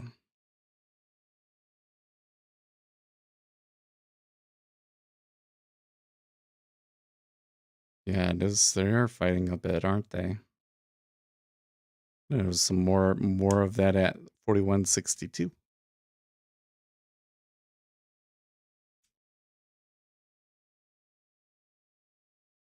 So from our perspective, because we had gotten in really early and built a position up and everything, I don't necessarily want to mess with it, right? Like for me, if this pushes up, this is going to be a great winner, so that's why I want to hold it. But trying to place a bet on who will win or lose is probably a losing trade, right? I think they're going to move it well. They're already up there to the highs now. Oh, come on. Let's see a stop run. That could be a great stop run. I think I could foresee a great stop run on a touch of 4169. Yeah? You think? I don't want to get like overly excited, but I see some potential. Oh.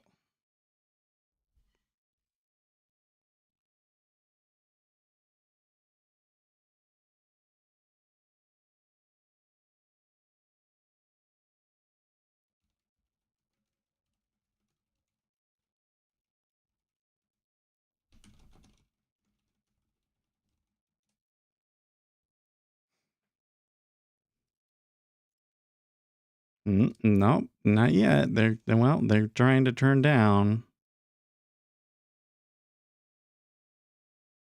See, it's like being a support and resistance trader. Here's the other thing, man.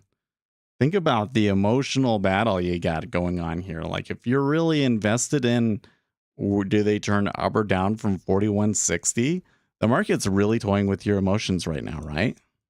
But this is just like what I'm saying. Like when you identify an area as being like a key turning point, everybody thinks that it's like, well, it's either it's going to bounce there or it's not, and yada yada. But what I find empirically in my own back testing is that the more significant the level appears to be, the more that they rotate around it. Like, it just ends up being an awful place to trade. It's way better to get into the places where like nobody cares. Oh, that was good. That was pretty good. They just went right for it. I don't think they were actually getting the stops yet. There probably was some expecting it to get to 4170. Also, we're still within like the ATR stop.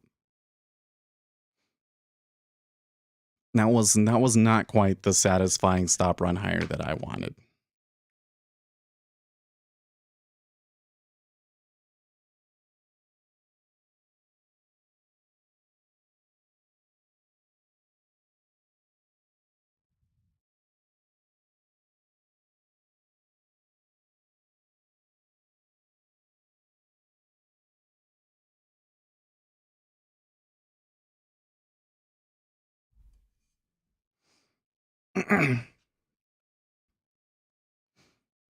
Come on. Show me a stop run. Well, that was a little bit of a stop run. I don't know. Maybe we're not going to get a big impressive stop run. I think I'm just have to say I'm a little disappointed, but we'll keep it on. I think this is one that maybe I can keep it on for a long time. But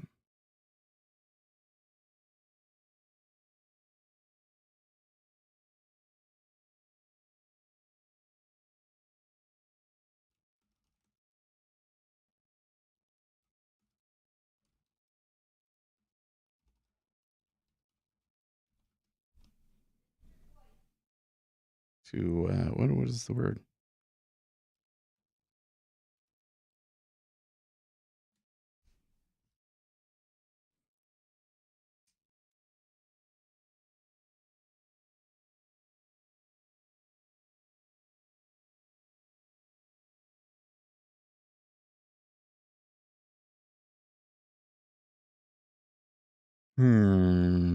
Treasury is still just chilling here. Treasury really looks like they did their business and they're done. I could be like dead wrong. Watch some monster move come out of treasuries that just blows me away. But right now, okay, somebody taking a sweep sell up there at in the ES.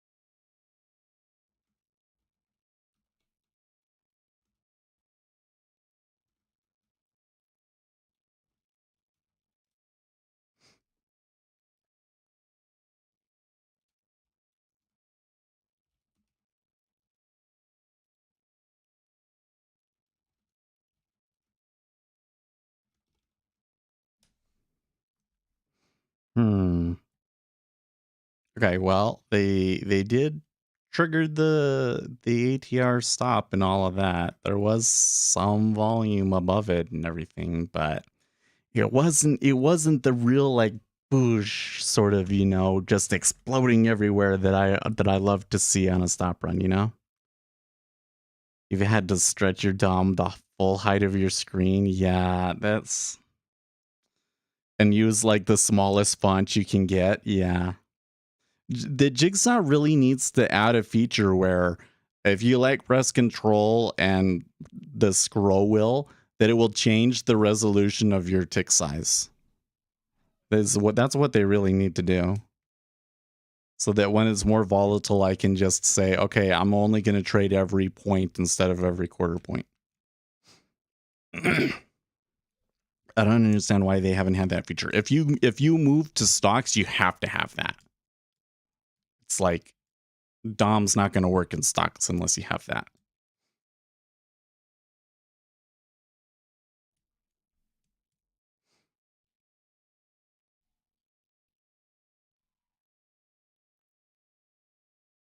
Paul Tudor Jones, I think we're in one of those very difficult periods where simply capital preservation is, I think, the most important thing that we can strive for.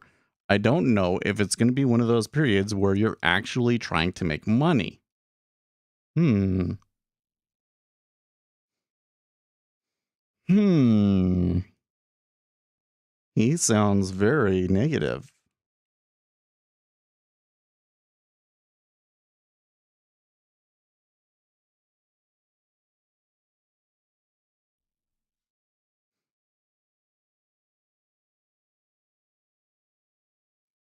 Okay. Well, and they're back to the 62 area again here, right? So this is just like the continuation of it is like, okay, so they broke the highs. All of the people that were going short there are getting in now. All of the people that are trying to buy the the pullback after the break of highs are getting in here. So they'll probably move down and try and stop those guys out.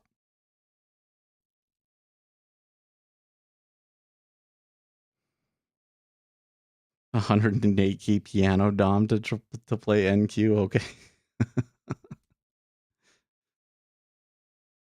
Well, at that point, the buttons for like just put it on the current best ask best bid, those buttons are useful, but and having the automatic, the strategy manager things. Okay, wait, so are we actually getting a meta order here in the 10-year? It may actually be happening. It seems like I've kind of missed the start of it. I wasn't paying attention. I'm unsure at this point. It's also late, so I don't think a trade makes sense here. But let's, at least not a live trade. Let's take a sim trade here. I'll take a sim trade here and see if we get another leg of a meta order.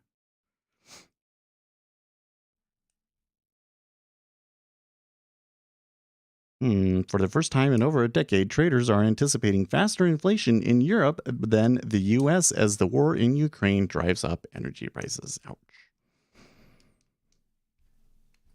Oh, hey, not bad. Okay.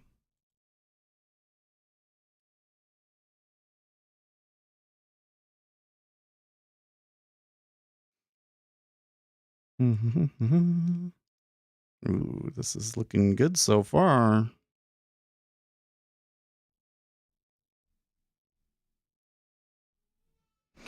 Let's see here. Schumer earlier on the floor said he will hold a vote to codify Roe. McConnell is now on the floor. That could be interesting.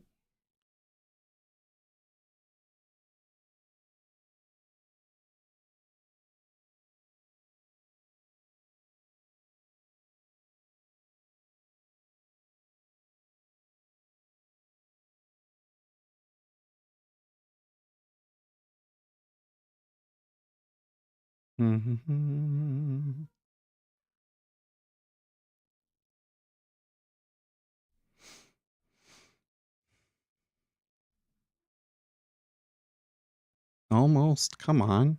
Come on. 300. So when it's coming down to like 200 contracts and nobody's hitting into it, and he's squeezing it, that actually makes me a little suspicious of this trade now. So I think what I will do is I will put a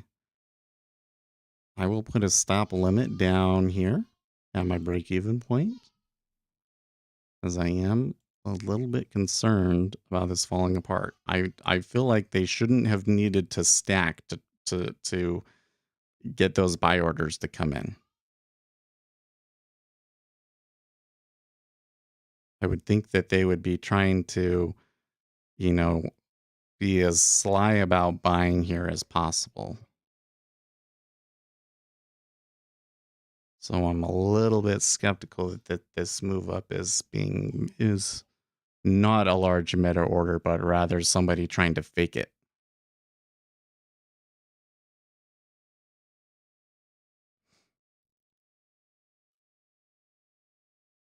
They put party ahead of state. What are you talking about? Oh, we were talking about the Democrats, really, weren't we? I don't think that they can pass a law, but also.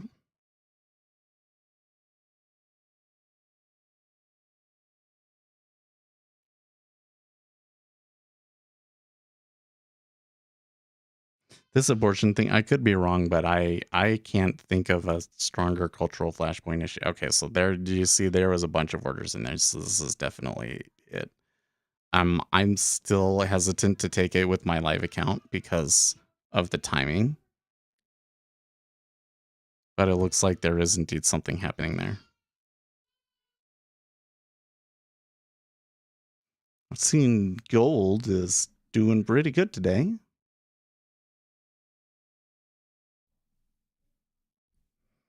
I'm not gonna say that it's like their moment, but like some relief for gold traders, yeah. Wow, see that jump? Yeah. Oh, they jumped, but see, look, they come in right. They jumped, but then they came right back to my entry, right?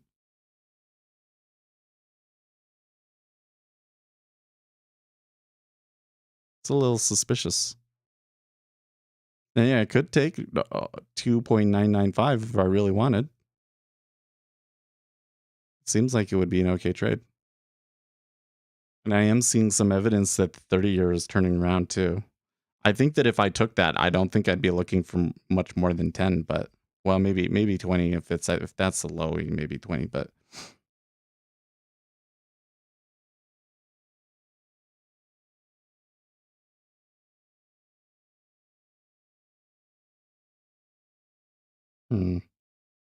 that's quite curious. So that one right there, actually. Oh, okay. I missed it. I was like, okay, fine. I'll take you there. But it ticked when I put the order in.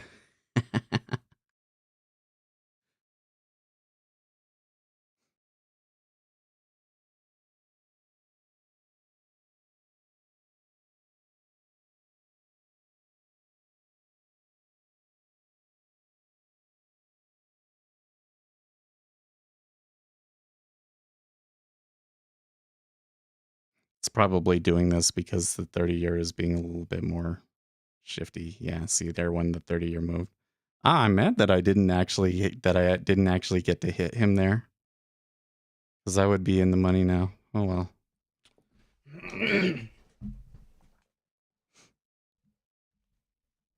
It does look like the meta order is coming through. It was a little bit late.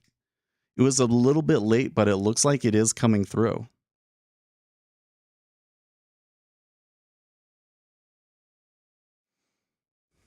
And they're being a little bit tepid about it too. It seems like they're not really getting it moving too much yet because they're still getting activity in this place. And the 30-year comes back. That's suspicious. Well, that may be suspicious because that, or rather, the Treasury may be reacting to the S&P 500. Yeah. Which meta order? Well, the question was, we had a large meta order up that started at 7 o'clock. Is there going to be a second leg of it? And we're kind of getting a hint that yes, there could be, because buying has started to come into the treasuries at exactly the right time. And there is some signs of like aggressive order flow with it, and all of them are coming in, market orders going and everything. It is being a little bit more tricksy than usual, but that to me just kind of says that the people that are doing this know what they're doing. So that maybe makes me a little bit more confident in trying to take it if I actually do. If I do it, I really want to try and catch somebody here.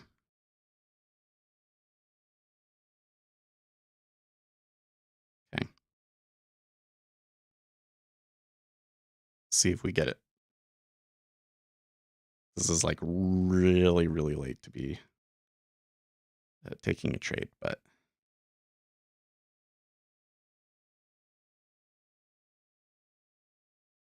kind of looks like the S&P 500 is falling apart here. Do I still have...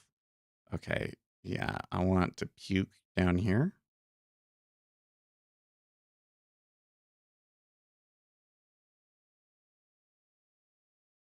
I don't have any other orders out there, do I? No, okay. I think I'm fine.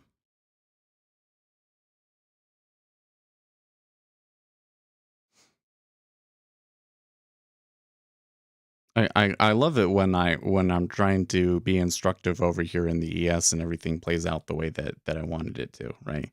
For them to come back and then stop me out in the end and I break even, that would be like the perfect end to all of that, wouldn't it?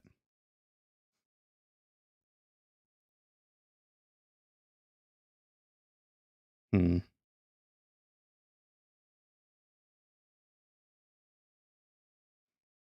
So you can see a bit of aggressiveness here in the 5-year, but the 10-year is still not quite.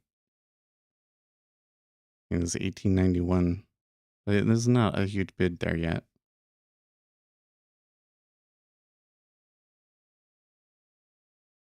Hmm.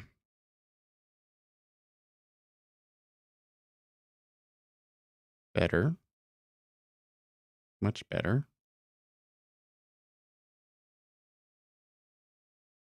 30-year not coming along yet, though.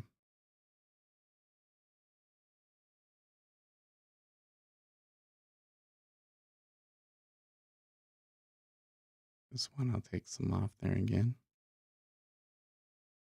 My risk reward over here in ES is really quite screwed or skewed. Just to warn you, the way that I'm trading in the ES eventually is going to catch up to you, right? Wouldn't necessarily recommend it.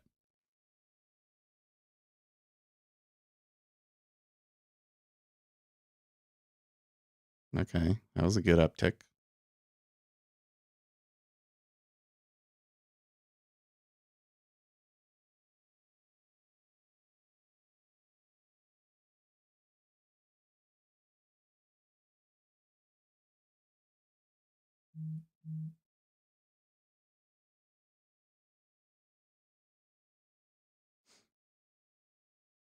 ES is, it really is, dude. When I okay, so I remember talking to the traders at the bank and they were like, "What do you like to look at?"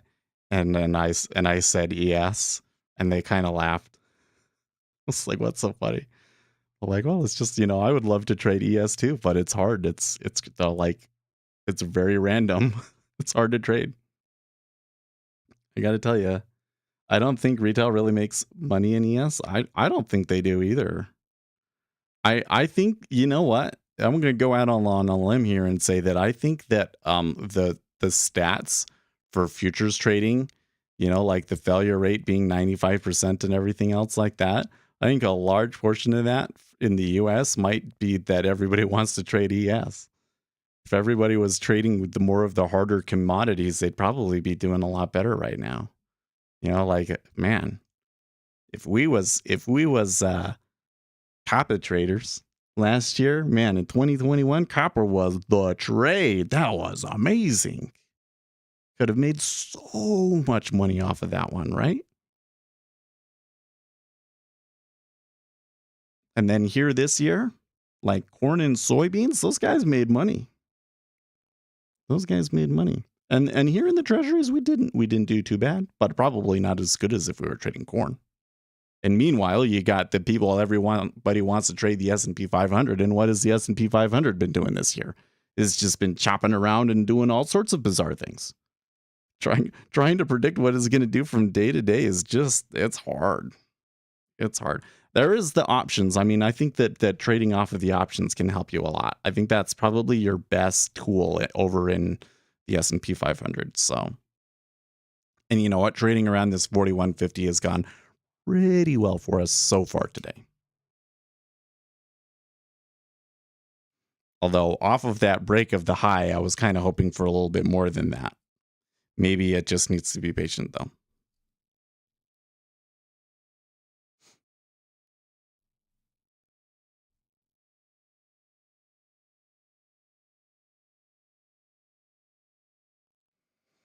Uh-oh, what's Lindsay saying? In America, the radical left is hell-bent on reshaping institutions that have stood in the way of the outcomes they desire. They want to pack the Supreme Court to change the current conservative nature of the court, which was achieved through the democratic process. Oh, that's just part of one of many. They intend to abolish the Electoral College to shift power away from rural states to large blue states. They would also have federal takeover of our state election systems and undermine election integrity. I can see a lot of things in what he's saying there that people on the left would very, very much argue it with, though. I'm always a little thrown off when politicians make statements like that they make it as like it's such a matter of a fact thing when in fact we know that it's highly disputed. Do you think the smaller market makers, mom and pop shops, pick and choose a specific stock from what you may have seen at the banks? Okay, so I don't think that there's a lot of market making in stocks, to be honest with you. I think that what has happened there is that the tools that would really be required to trade stocks effectively, to market make stocks effectively, aren't really available to retail traders. And almost everybody else has kind of decided that they can't compete against the specialists. So the specialists there are guys that are basically paid to do the market making in the stock. So this is like when you see videos of the New York Stock Exchange, and there's like that little circle, and there's with all of the monitors on the outside, and there's a guy inside of that circle. That's the specialist, right? It's very hard to compete with them. It really is.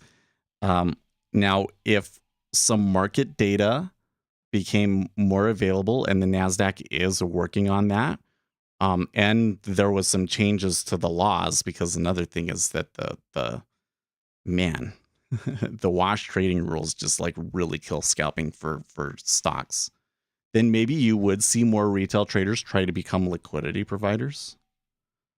But it would still be a different issue, because the issue with a stock is that you can come in and you can look at their balance book and see what their assets are and make a pretty good valuation of the market that's very dynamic, right? So you can say, well, like if we're saying it's Goldman Sachs stock, right? Well, we know they own this much of these bonds and this much of these mortgage-backed bonds, and they own this much of this stock and this stock. So based on the market moves today, this is what their share price should be.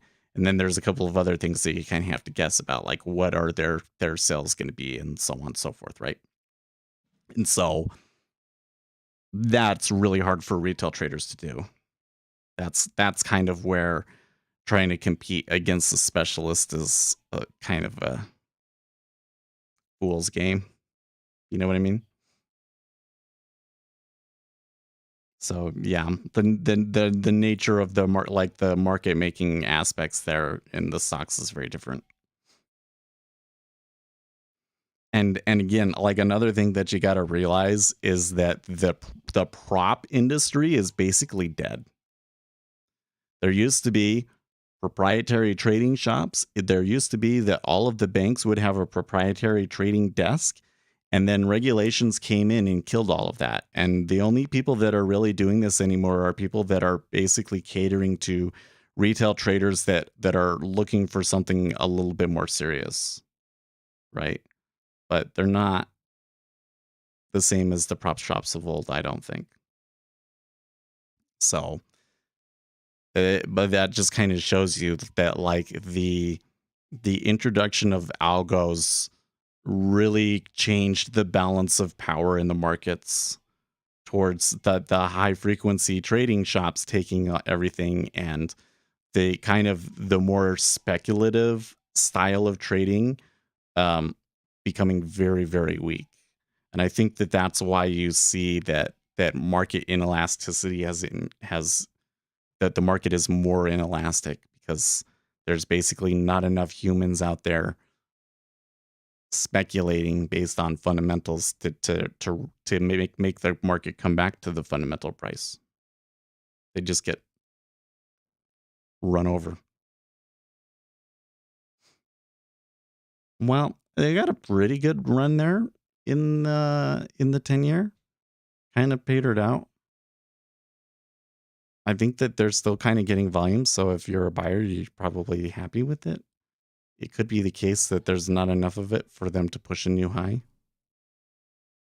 But we're coming up on, well, and there is some odd things happening with so there's 1900 offered at 28.5, right? Then there's the big order up at the top. There's there's kind of been some shuffling around with the big orders there in the 10-year. That's a little interesting to me. Well, he just pulled his order and we'll see what happens. But I think it's time for me to get going. What should we put in our title? Why we don't talk about abortion. I just want a really boring title again today. I appreciate you. There's a lot of viewers today, and you guys, we got 19 likes, 20 likes. Wow. Thank you guys so much. This is the best that the stream has done in quite some time, so I really appreciate it. There's an uptick, but it wasn't 1900 contracts. What do we put in here in the title?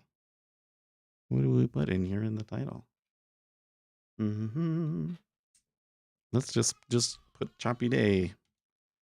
Choppy Day before Choppy Day FOMC week.